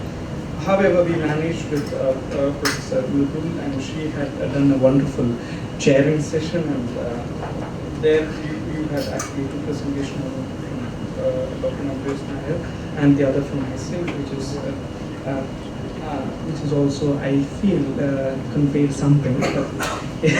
So I wouldn't say about myself in fact. Anyway, but the most fruitful session was actually in the afternoon, which has had a very interesting panel discussion, and discussions were basically posed on the alternatives, which is what precisely we were expecting, because you cannot, as Ramakumar rightly pointed out, you cannot actually say that X policies will deliver you Y result, especially in a complex canvas of the world, real world. So in that context, you have to basically experiment, and of course, in that sense, all the discussions had its own effect on the understanding of alternative. Now we realize, at the end, I would like to say that now we at least realize that there are different versions of the reality, and you should actually look the reality in a different perspective, not into a single or one lens to understand the entire segment of society and its reality. So now, after that, so this is actually about the report, and unfortunately, Professor Amin couldn't come to the because his signature is above 85, so he sent us a day before that he's able to make the trip. So he sent us the paper. It is titled Historical Capitalism, Accumulation by Dispossession. I would read the introduction alone, a 2-3 paragraphs. So otherwise, I am not actually doing justice towards what we expected. So, dominant bourgeois thoughts has replaced the historical reality of capitalism by an imaginary construction based on the principle claimed to be eternal of the rational and egoistic behavior of individual. A rational society produced by the competition required by the principle is thus seen as having arrived at the end of history. Conventional economics, which is fundamentally based off this thinking, therefore substitute the generalized market for reality of capitalism and eco-capitalist market. So Marxist thought has been built up based on quite another vision, that of the permanent transformation of the fundamental structure of society, which is always historical. In this framework, that of historical materialism, capitalism is historical, had a beginning and will have an end. Accepting this principle, the nature of this historical capitalism should be the object of continual reflection, which is not always the case in the ranks of the historical Marxism. That is Marxism as interpreted by those who claim it. Certainly, one can accept the very general idea that capitalism constitutes a necessary stage preparing conditions for socialism, a more advanced stage of human civilization. But this idea is too general and insufficient, precisely because it reduces capitalism necessary stage to really existing historical capitalism. Now, there in this paper, he is arguing four important points. Yeah, 5 important points. So I will pick out that 5 important points. The first one is accumulation with disposition is a permanent feature in the history of capitalism. The historical capitalism is therefore imperialist by nature at all stages of development, in the sense that it polarizes by the inherent effect of the laws that governs it.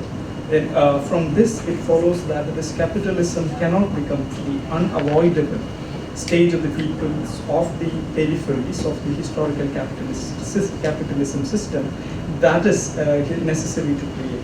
Here, as elsewhere, in the center of the system, the condition for overtaking by socialism. The development and underdevelopment are the two inseparable sides of the historical capitalism. So this historical capitalism is itself inseparable from the conquest of the world by the Europeans. It is inseparable from Eurocentric ideology, which is by definition a non-universal form of civilization. The other forms of the response to the need for accelerating accumulation compared with the rhythm of the accumulation of ancient epoch of civilization, a necessary premise for the socialism of the future, would have been possible. This can be discussed, but these forms perhaps visible in an embryonic way elsewhere, that in Europe of the transition to capitalism, example in China and others, have not been implemented as they have been crushed by the European conquest. Thus, there is no alternative for human civilization other than to engage in a construction of socialism.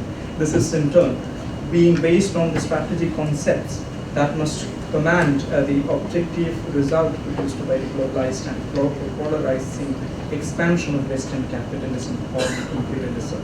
So with this, I'll conclude this thing. Thank you. Thank you, sir.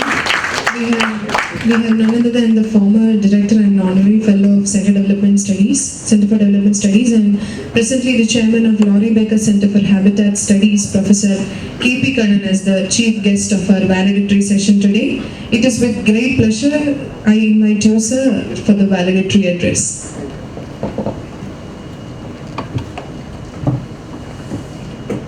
First of all, Mr. Chairman, Vice Chancellor of Kerala University, Head of the Department of Economics, Dr. Mandula, Mr. Ram, Salim, and all other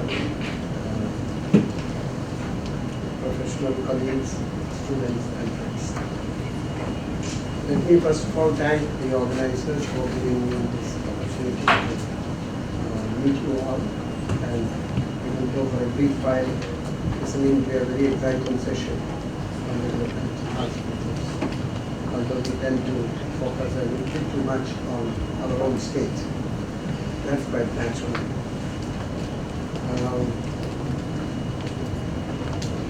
I will listen to the rapporteur's report and the number of speakers who have already spoken to you, interacted with you. And I'm sure so many ideas have already been put on the table and discussed, questioned, and it's all happening in the context of a rather ambitious title at the Imperial University Center for Alternatives in Economics. And therefore it's quite natural that you're all looking forward for some alternatives in economics. Why are we not talking about alternatives in sociology? Or alternatives in politics? I thought that's the most urgent alternative that we need, isn't it?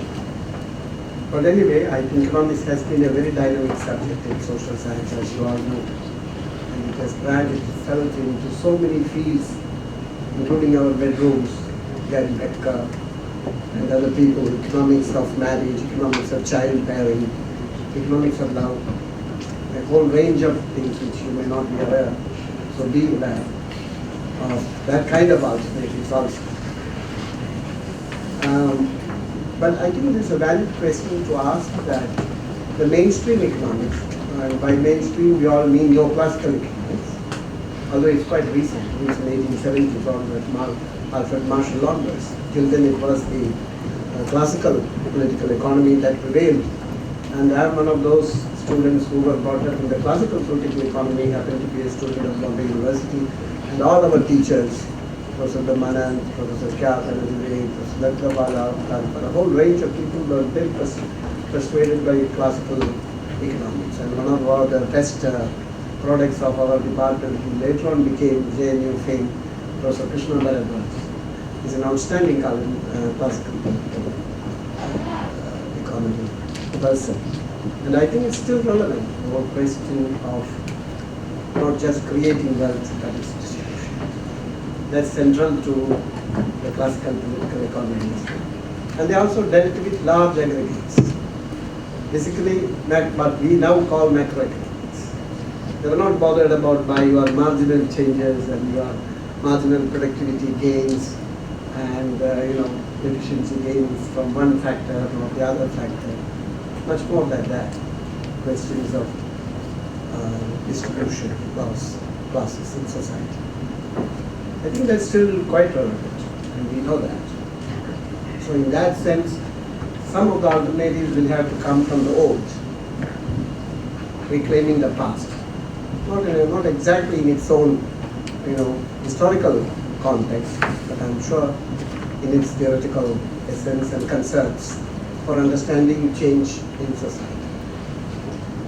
But the advent of neoclassical economics, actually, in my opinion, or whatever limited reading I have done, is that it's also historically conditioned.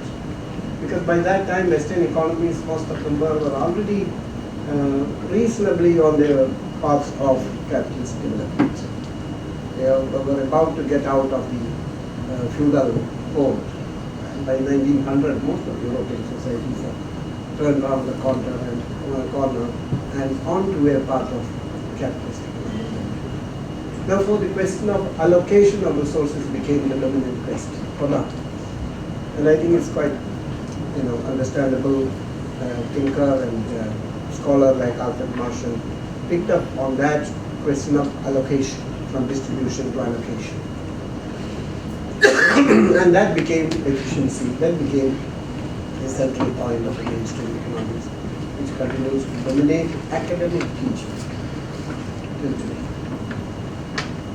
I don't think in practical policy terms that is being followed in total. It is being brandied about as because it has got ideological functions. And therefore they all claim, IMF and World Bank, they claim they are on the conservative, mainstream, classical economics. Efficiency is all about growth. Efficiency leading to growth. And then we can take care of the other things later or in some other ways. But I don't think there are many countries in the world in economic history where they have really followed neoliberal economic policies to the full. Although the classical case of Britain is often invoked, the British experience has always been an exceptional experience. You take the continental Europe, it's quite different. They all had the project of modernization. And state became very an active agent in transforming the economy. Whether you talk about Germany or France or any other. So in that sense, I think we are being, third world, the developing countries are being told about the virtues of neoclassical economics by people who really don't believe in that virtue fully, even now. If you look at their public expenditure, the ratio of public expenditure to GDP is the highest in Europe. What is the government doing now? They are not talking about minimizing government. They are maximizing government.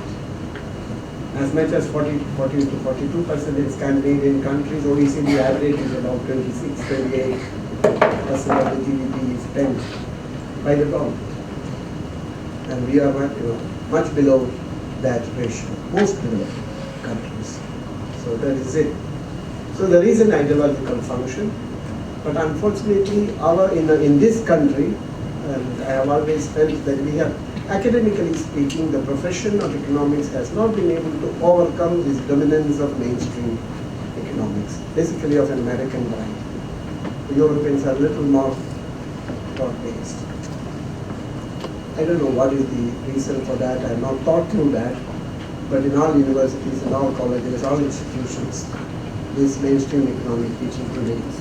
And then you add on to it a little bit of Keynesian economics. Call it yourself less macroeconomics. Basically, Keynesian economics was a subversion of the classical after the depression. We didn't worry about microeconomic problem. We asked questions of great relevance of unemployment, lack of capacity utilization, and the need to pump prime in the economy and bring the active role of the state as an agent to prop up and enhance the aggregate demand and restart the engine again and then reduce unemployment. That was a subversion of the neoclassical economy, although it was far from the Marxian challenge to neoclassical economics. So that was an alternative. And I think because of that, we are now in a position to talk about a tradition of heterodox economics. The mainstream economics has been dominant ideologically, but in practice, I think it is heterodox economics, because that, for me, heterodox economics is basically plural, that you don't rely on single set of well-defined theory, because that would be very difficult in the real world. So there is the influence of post-Keynesianism, there is the influence of historical school institutionalists. Now you have also environmental economics. Some of it can be, linked up with the other heterodox schools of thought, gender issues, gender economics, sometimes referred to feminist economics. So there's quite a lot of schools of thought under the heterodox economics, from which you can derive inspiration, and you can derive analytical tools to understand your society and to see what is much more important. And for me, the basic difference between the mainstream economics and the heterodox economics is mainstream economics takes such a position that for that rationality is central. So we are all supposed to be very rational, so long as your rationality is in terms of maximizing your utility or your profits, your capital. And you also have, there is no reference to history or historical time, there is only logical time. In neoclassical economics, there is no historical time. When you learn about price and quantity adjustment, there is no history. But you say there is an adjustment. And you don't say, what is that time lag in this adjustment process? It's a logical exercise. So that's the kind of mainstream economics that we have been talking about. But in heterodox tradition, we are in a position, and I find myself more comfortable because I am born and brought up in a country where history matters. For everything, even what we are eating, isn't it? We have to be very careful what you are eating. Otherwise, some historical forces will come and tell you are not supposed to eat this. Institutions matter. You think of your marriage and your choice, and you will look at your parents. Isn't it? The institutions dominate also our lives. Institutions matter, history matter. And we are also living in a society that has got its own very strong social structure. You may not like it, but that's what you have inherited. So you have to reckon with it. You can't ignore it.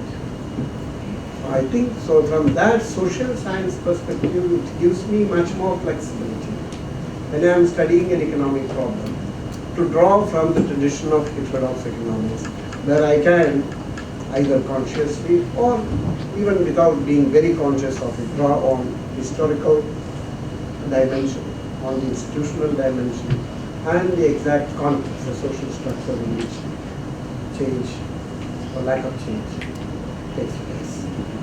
So that's the way I would put our search for alternatives in economics. So from that point of view, for me, I think if you confine yourself to mainstream economics by choice, now you have the choice, you have such growth of new branches that you don't even have to bother about your society at all. You have all kinds of neuroeconomics, we have got power economics that is not related to social power but energy. Experimental economics, as if you can experiment with people. Of course, they have their own ways of doing experiments. We do experiments in the broad sense of the term when we do surveys. Experimental economics. But on the other side, if we are interested in understanding the broad contours of change, the pace of change, the dynamics of change, and what happens to different sections of the people, then we have much more stronger tradition. And I would say we also have then, following from our understanding of heterodox economics, heterodox tradition, then we will be much more friendly to other social science disciplines and respect them and listen to them. If I want to understand inequality in this country, in my society, I must also talk to sociologists. What do they see in our society? What kind of social structure, what kind of social hierarchy exists, and how does that carry such an enormous influence in the outcomes? We would also, because most policies are in a democratic electoral politics, most decisions are made by political executives, and that theoretically they are also our representatives because we elect them. So in a way there is an organic connection with their decisions and our desire, although it is not very instantaneous and everyday. It's once in 5 years or so you select them, and give them your trust and faith so that they will carry out policies which you approve. If you don't approve, next time you don't give them. So politics is in command, whether you like it or not. Politics in command. That's also a political slogan. Politics in command. So we will be much more compelled to listen to political science people. What do they say about the state, about its functioning, the governance system? How do policies get translated into programs? How effective? What is the kind of representativeness of our political system? So to that extent, I think if we are really interested in alternatives in economics, we have to look elsewhere, both within economics but also outside economics. So although our universities are structured along disciplinary boundaries, if I have an MA in sociology and I want to do a PhD in economics, no, you can't do it. You are from sociology. Please go to the other department. That's quite sad. Because I studied sociology, because now I want to study economics, because I want to apply this knowledge also to economic issues. And I must have the opportunity to take courses and credits and then do my thesis in economics. I don't know what prevents a sociology student in doing a thesis in economics if it is related to certain social issues.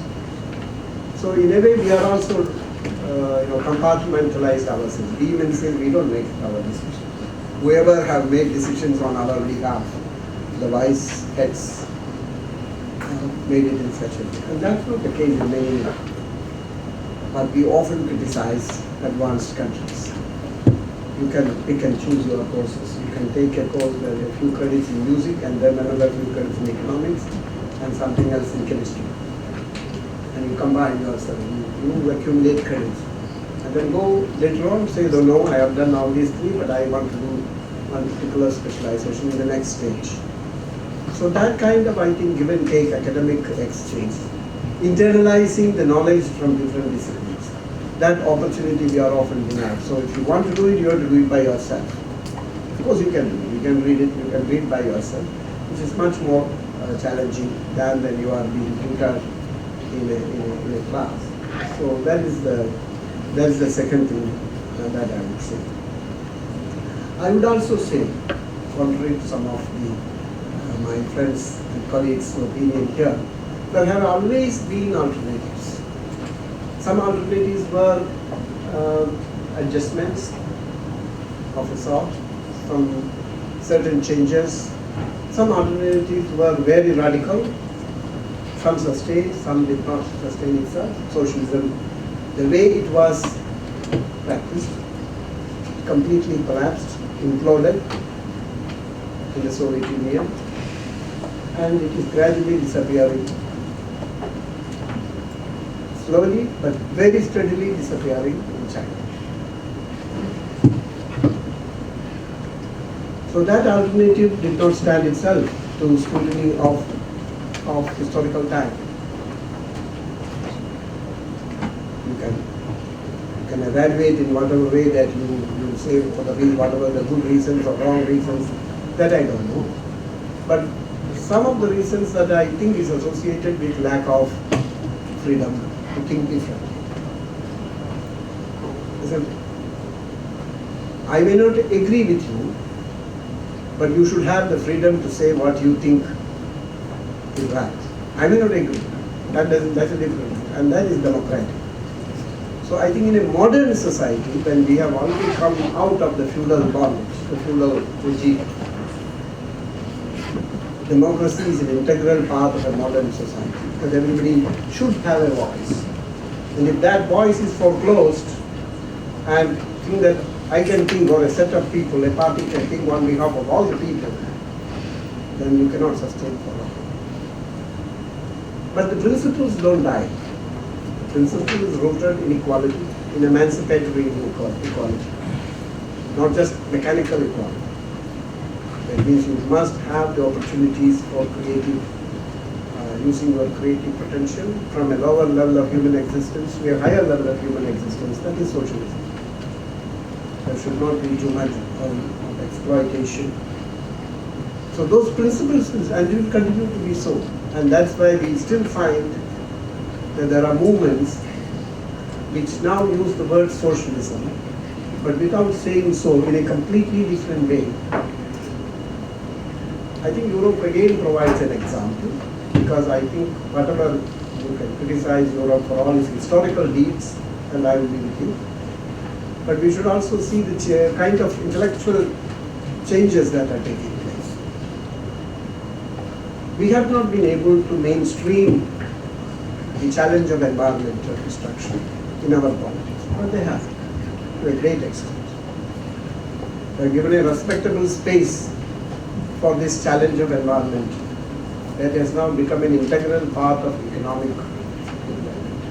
Without referring to that, you cannot now define the meaning of freedom, isn't it? And if it gives rise to a person like Jeremy Corbyn, it's a manifestation of that thinking. He's a socialist, but he's also a Green. He's also a feminist. He's also anti-nuclear. Just imagine. This is the new left. So at the intellectual level, what the traditional so-called socialists did not really care for, he has created, or a time has come where new thinking has created space to factor these emerging concerns and issues. And that's our failure. We don't have that kind of dynamic political space alternative where genuinely you can debate, discuss, and see that these factors are integrated into the new definition of socialism. Not just democracy, in the procedural sense of the term, but much more than that. Because the outcome of all these things will determine what kind of economic development that we are going to have. And therefore, there are alternatives. And therefore, I think there is also space, but Harilal is not here, when he referred to whether at the regional, at the local level, do we have the autonomy, do we have the space to create alternatives? Of course we have. That doesn't in any way diminish the importance of countering the larger forces, not at all, at the national and international level. And yet you can have your limited autonomy to create alternatives. If the Kudumbashree movement in Kerala, if they can champion organic agriculture as they do, or at least make a beginning, or at least talk about it, be conscious of it, they are creating an alternative in a space where they make a difference. It may not, amount to much, but it can be a pointer to the future. So it gives you a local space to translate your larger global ideas. So you cannot sit back and say change will come, and when the change will come, I'll start acting. By the time you'll be retired. The retire will manage if that is the time frame. Sometimes you will not be there at all. So I think there is this notion of autonomy. And that autonomy is partly dependent on how much space we create with all the constraints. It's like constraint maximization or optimization exercises, using a mainstream vocabulary here. So I think that we need to use that. Sometimes countries will openly, implicitly, but not say so, subvert the mainstream economics and proceed ahead. And that's what the East Asian development is about. Japan never said that we are going to challenge the Western neoclassical theory, but they undermined it in their own way, remaining capitalist of course, in their own way, and promoted industrialization as a project, as a national project, modernization as a national project. And in 1868, if some of you care to read economic history, very exciting subject, that's the turning point when there was an internal pressure and revolt to remove the feudal ruling class, the samurais, and bring back the monarchy. And that's called the Meiji Restoration. And one of the first acts of the Meiji Restoration is to see that increased access to public education is given to all children. Japan had a literacy rate higher than that of the United States in 1870. So you can imagine the importance that they gave to as a state agenda to education, something which we unconsciously practiced here much later. They promoted industry by the government, made it successful ventures, and then handed over to private capital. That's their model. They had what you call in the literature, some of you I'm sure you are aware of it, when you talk about industrialization, strategies for industrialization, industrial policy. Industrial policy is you pick and choose. The state decides what to develop. We had an industrial policy during the Nehruvian period, till the late 80s. We wanted to develop the basic capital goods sector, certain kinds of industries. If our pharmaceutical industry is one of the most competitive in the world today, I would say it is due to policy. Policies on patenting, policies on encouraging smaller units, copying. Of course, copying has been a universal act. Although now much talked about the value of protecting intellectual property and all kinds of things. The Americans copied from the British, the Germans copied from the British, everybody copied everybody else. And Japan was a case of continuous copying. But in that continuous copying, they also applied what Schumpeter would have called a certain kind of innovation. They miniaturized many things which were, unthinkable of miniaturization. So their creative part came there. So you are not just photocopying. You are copying with your own brain into it. And that Japanese model appealed to many of the other East Asian countries, including their own ones called Korea. And Korea is much more. This famous book on Korea is The Rising Child or something like that.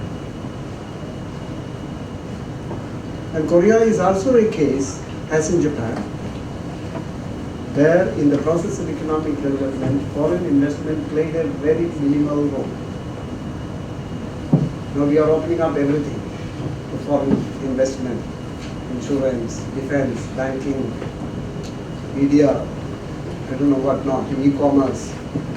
Of course, foreign investments are not coming, that's another matter. And Korea is an example of maximizing the national savings investment, but in importing technology. Their only mission, or the national mission was, they should overtake Japan. That's because they had colonized, the Japanese had colonized them. So that's another aspect. So when the East Asian success came, the World Bank just couldn't explain it in terms of conventional economics. I'm sure some of your teachers might have told you that. The miracle growth. They brought out a volume called the miracle growth. That means if they do, if Europeans do, it is normal. If the Asians do make a success, it's something of a miracle. Not because of their inherent strength and consciousness and planning. The Japanese quietly funded another project in Antal and brought out a series of studies which brought out the East Asian experience in a much more detail and confronting this whole thesis of miracle growth. Nothing to do with miracle, it's all our aspiration and our inspiration. So that's the Chinese was another alternative. The Chinese economic development is another alternative. Then first 30 years, of course, yes. Although Mao also deviated from the Soviet model of implementing socialism. You have no collectivization of the kind that Soviet agriculture went to. So peasants communists, in a way. Of course, they had their own problems, famine and various other mistakes like any other country. They also made big mistakes. But they had what I would call leveling up and leveling down. People who did not have land, because they abolished property, private property in land, became just flat, then redistributed them according to if you are willing to be a farmer or not. Access to schooling for all, because all the earlier feudal landlords were expropriated. Access to nutrition and health, employment, full employment. Although the remunerations were very modest and inequality was very less. But that, I think, stood them in very good ground by the time they took a turnaround 30 years later, in 78, 79, when they decided, for reasons of, I'm sure, maybe they wanted to compete with the world powers, and China has always been considered by themselves that they are in the center of the world, the Middle Kingdom. All the others are barbarians. That's the historical projection of China. And they lost it and they must regain it. So if it is capitalism, so be it. But on their own terms. So these are all, you may not like the alternative, that's a different thing. It doesn't mean it's not an alternative. But if you have to have an alternative, then you must define what kind of alternative you want. Do you want to accept democracy as a basic principle, basic parameter? Then your alternative will be conditioned by your acceptance of democracy. If you think I don't care, if people think, it's not an individual choice. So I should not talk in singular, first person singular. It's all collective. If the society thinks that democracy is important, and I think the Indian people decided it is important in 1977 when they threw out Mrs. Gandhi when she declared emergency. So unequivocally they made a political statement that we need democracy. We need civil liberty, we need freedom of expression, we need a democratic framework.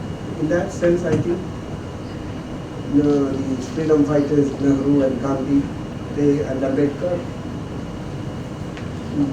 their vision was exactly in tune with the people's vision, because many people criticize them because in a country with 80% illiterates, how are you going to have universal adult franchise and elected democracy, electoral democracy. I think they were proved right to indicate. If that is that, then the Indian situation is such that the question of distribution will remain,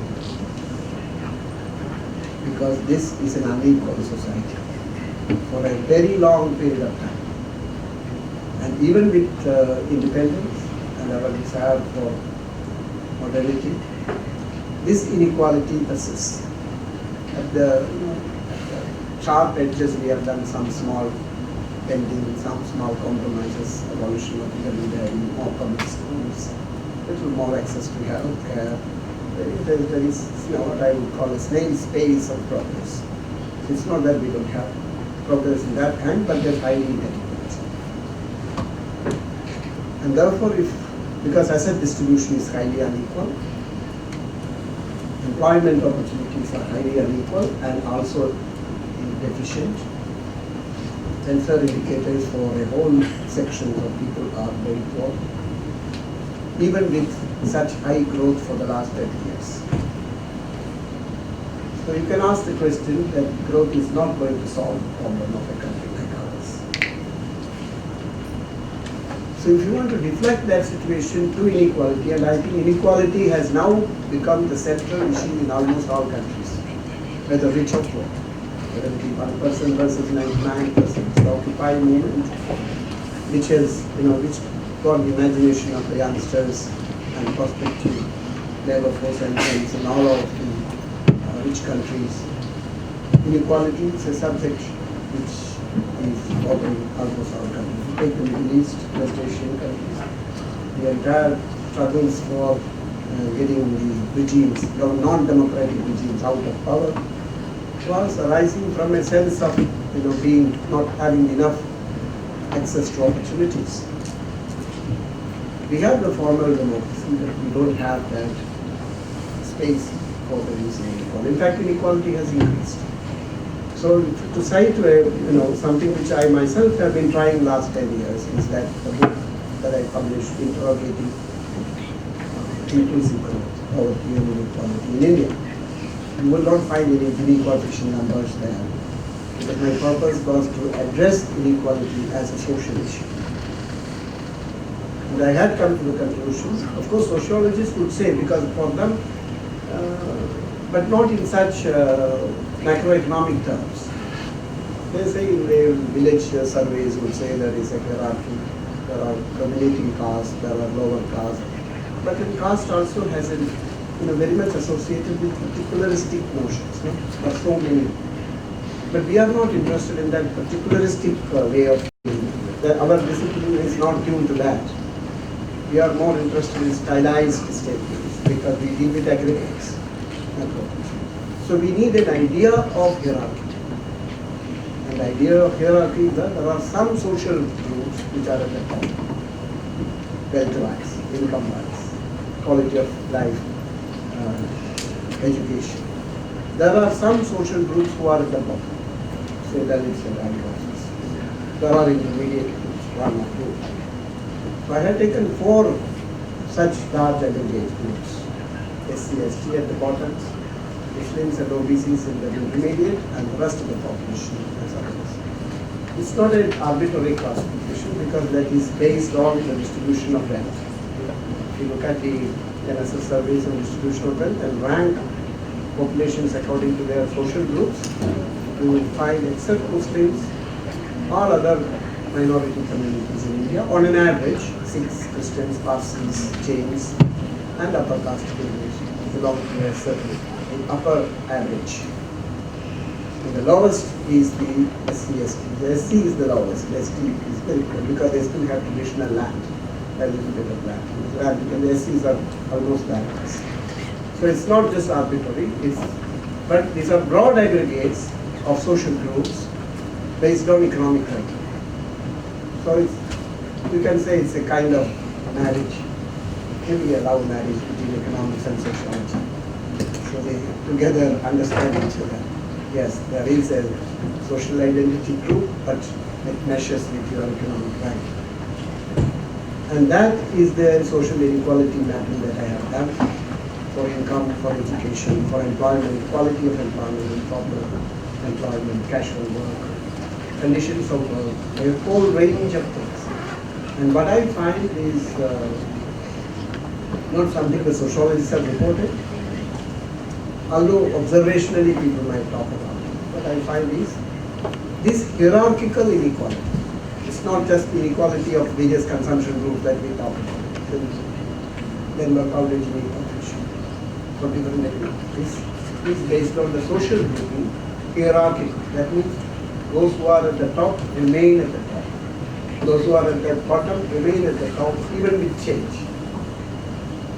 So if I am at the bottom, say CST group, my average changes, let's say my income rises from 100 to 105, 5%. If the top changes from 200 to 210, the ratio remains the same. Inequality remains the same. Also the benefits are different. The benefit there it is 10 units, here it is 5.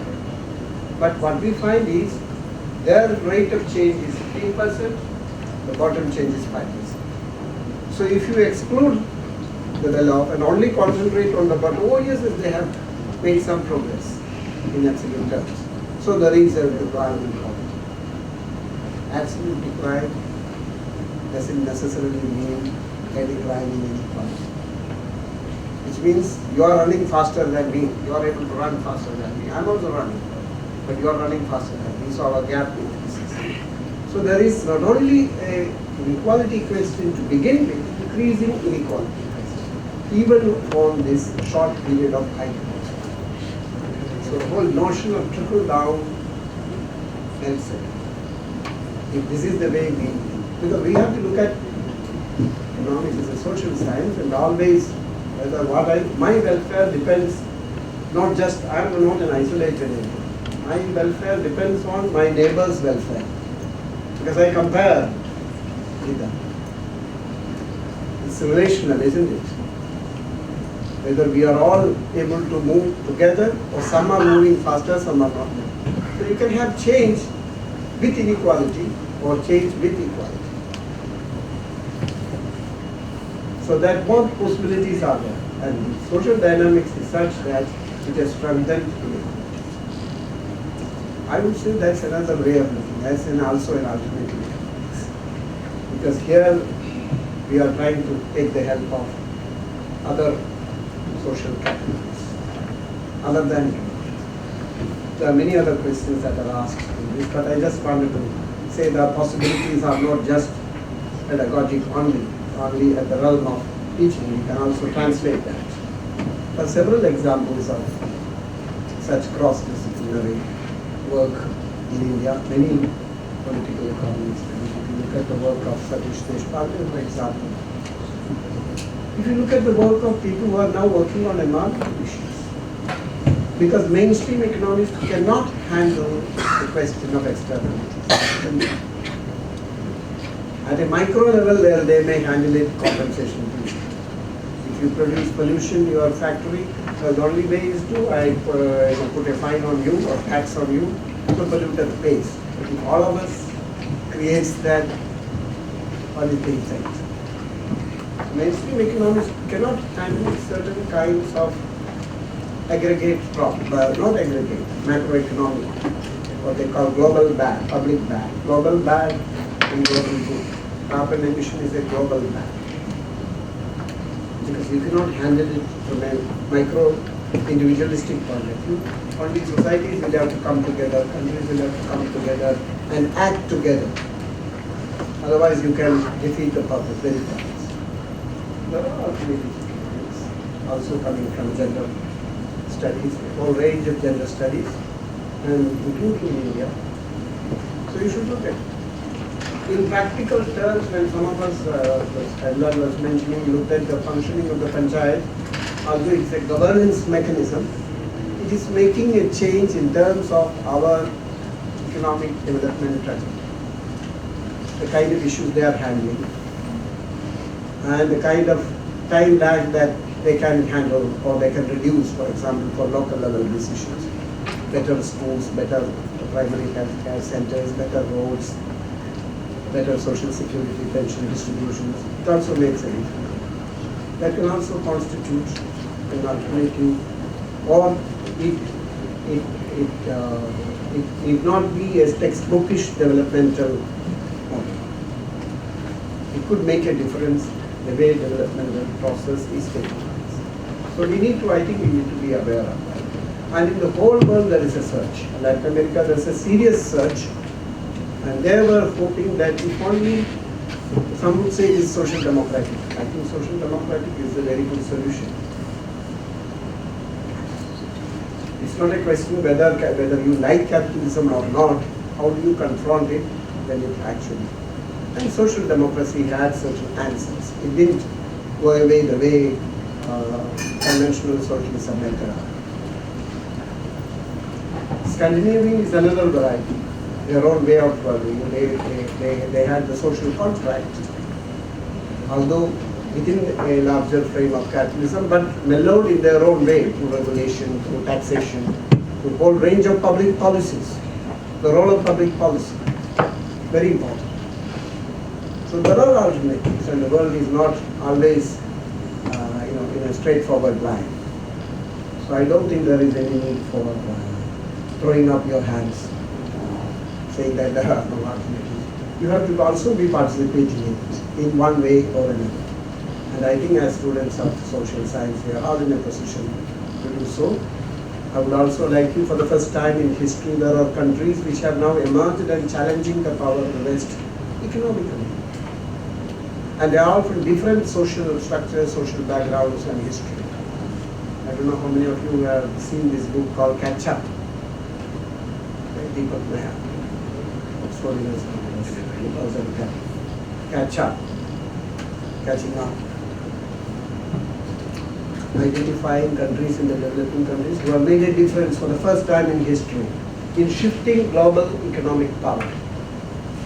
Now the share of the world output, which used to be almost 80% with the OECD countries, it represents the advanced capitalist countries, Western America, Europe and Japan, is now 65, from 80%, so 35% on this side. That's a major shift. It's not a very major shift, it's a shift. And made possible by a few countries who had, in this way, in one way or another, had their own way of adapting to policies and challenges. And that includes Thailand and Vietnam and South Africa and India and China. Not all of them are in the same boat. But that's a big statement in economic history of the 21st century. So there are. You also may have seen the writings of Ha-Joon Chang. You know that? Korean author, Ha-Joon Chang. Doesn't make any familiar, doesn't strike you with any familiarity. You should.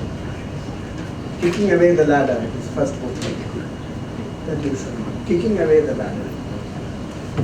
And then there's a paperback on development alternatives, segments, where he gives how he, from the Asian experience, he brings out how this counters the mainstream argument of Anglo-Saxon argument that classical competitive equilibrium, individualistic choice is the main economic theory and policy that ought to be worked. Everything is against that mainstream what the Asian countries are following, especially East Asia, including his own country, and that he demolishes many myths because of their Confucian culture, because of their ability to work hard and all kinds of things. He said at one time they were criticized for being lazy because they are all Confucians. So now they are being praised for being Confucians because you work more. So I think there are people who talk about it. I happen to be a member of a panel called the International Panel on Social Progress, a collective of scholars, of 160 scholars from all over the world, led by Professor Ramakumar.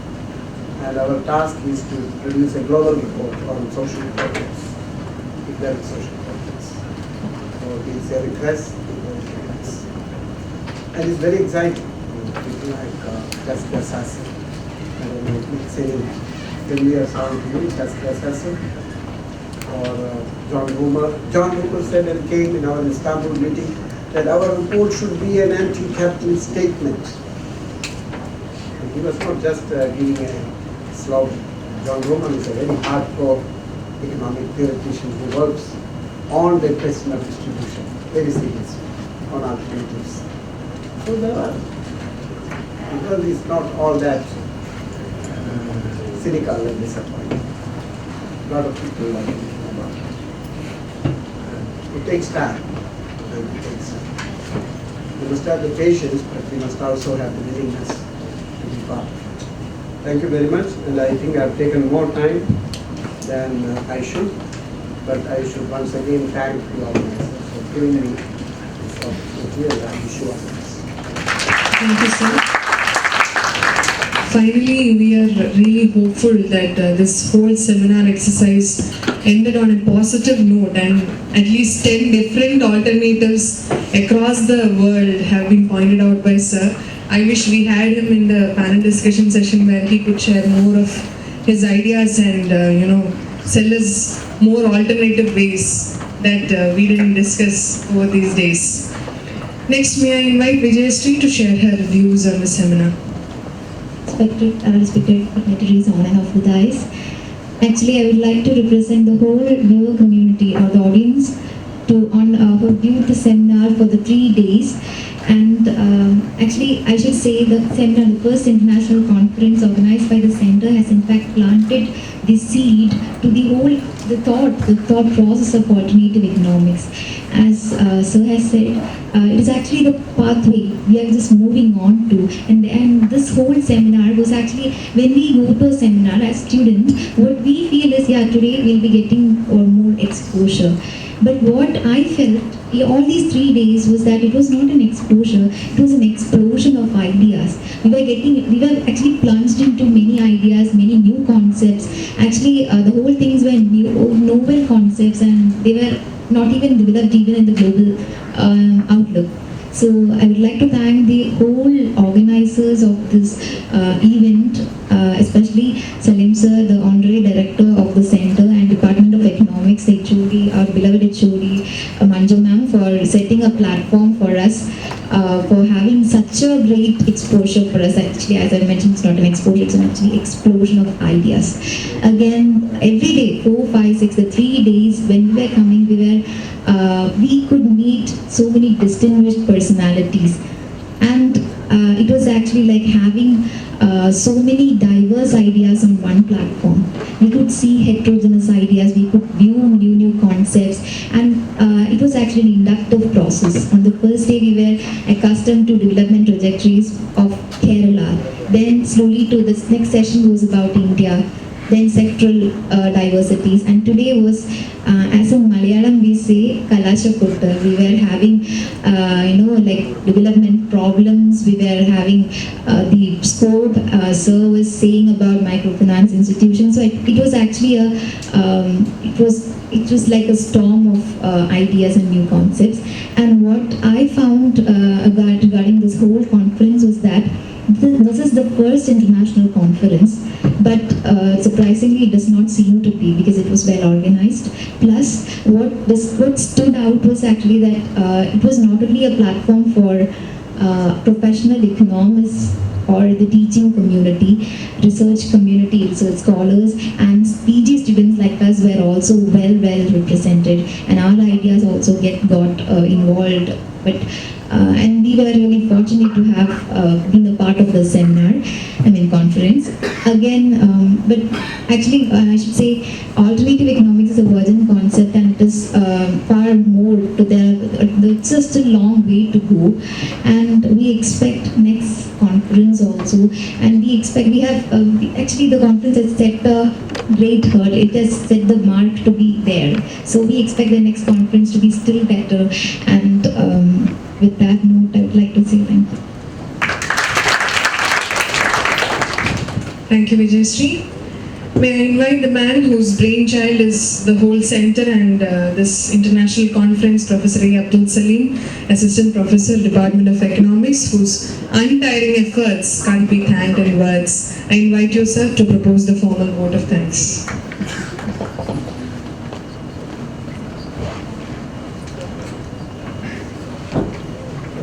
respected Professor Kannan sir,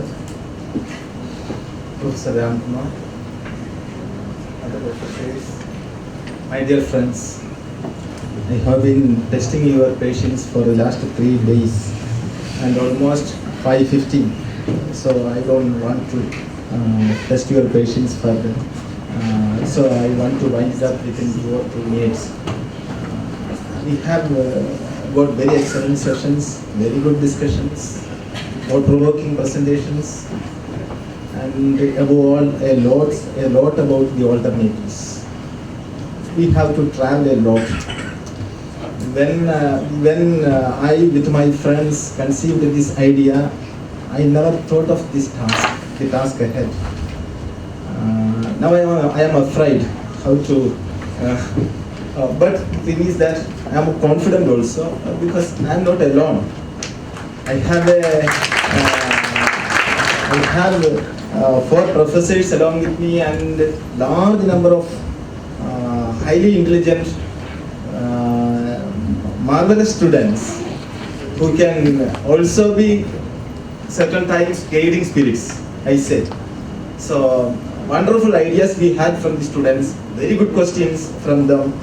So in fact, I really appreciate the delegates, participants, etc. for their effective intervention. Generally, the things are not being done this way. See, right from 9:30 to 5, all are here in the hall. All are here, no doubt about it. Even if somebody is there outside, I used to call them inside. So, in fact, I bend my head before you for your effective participation. Okay, so, my dear friends, lots of resource persons turned up, except 2 or 3. But we have given, see, thinking of this eventuality, we have given sufficient slots for more resource persons. So ultimately, for every session, or every session is bundled with resource persons. But the problem is positive one. Anyway, all the resource persons could articulate their points very well. That is what I have inferred from your participation and your active intervention in the discussion. So that's all. Now, see, well-begun things always end well also. So we have started very well, and you see, this is not going to end so fast, isn't it? We are going to have more and more programs. See, next October we are going to have an international conference on education in a developing economy. Okay, so problems, policies and perspectives. This is the title given to this. And we want to have the help from the resource persons like Kannan sir, and Ramakumar is also here. And now itself I invite you people to come over for the event. So contribute for the event. Now next January also we have already announced another program. Under the coordinatorship of Siddiq, we are going to have another international conference on law and economics. So these things were sorted out under the PVC's chairmanship. Okay. So I want your assistance for all this. Okay. Now Thanksgiving in a few words.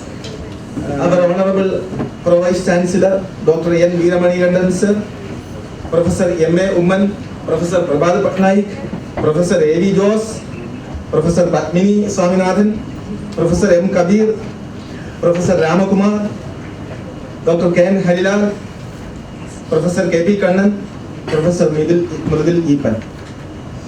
They were the main speakers in our event. Okay, now other paper presenters are there. See, I am not spelling their names for paucity of time. All have done very well on behalf of the university, on behalf of the Center, Department of Economics, on our personal behalf. From the Center's Executive Governing Council, I extend a hearty welcome to all of them. I extend a hearty thanks to all of them.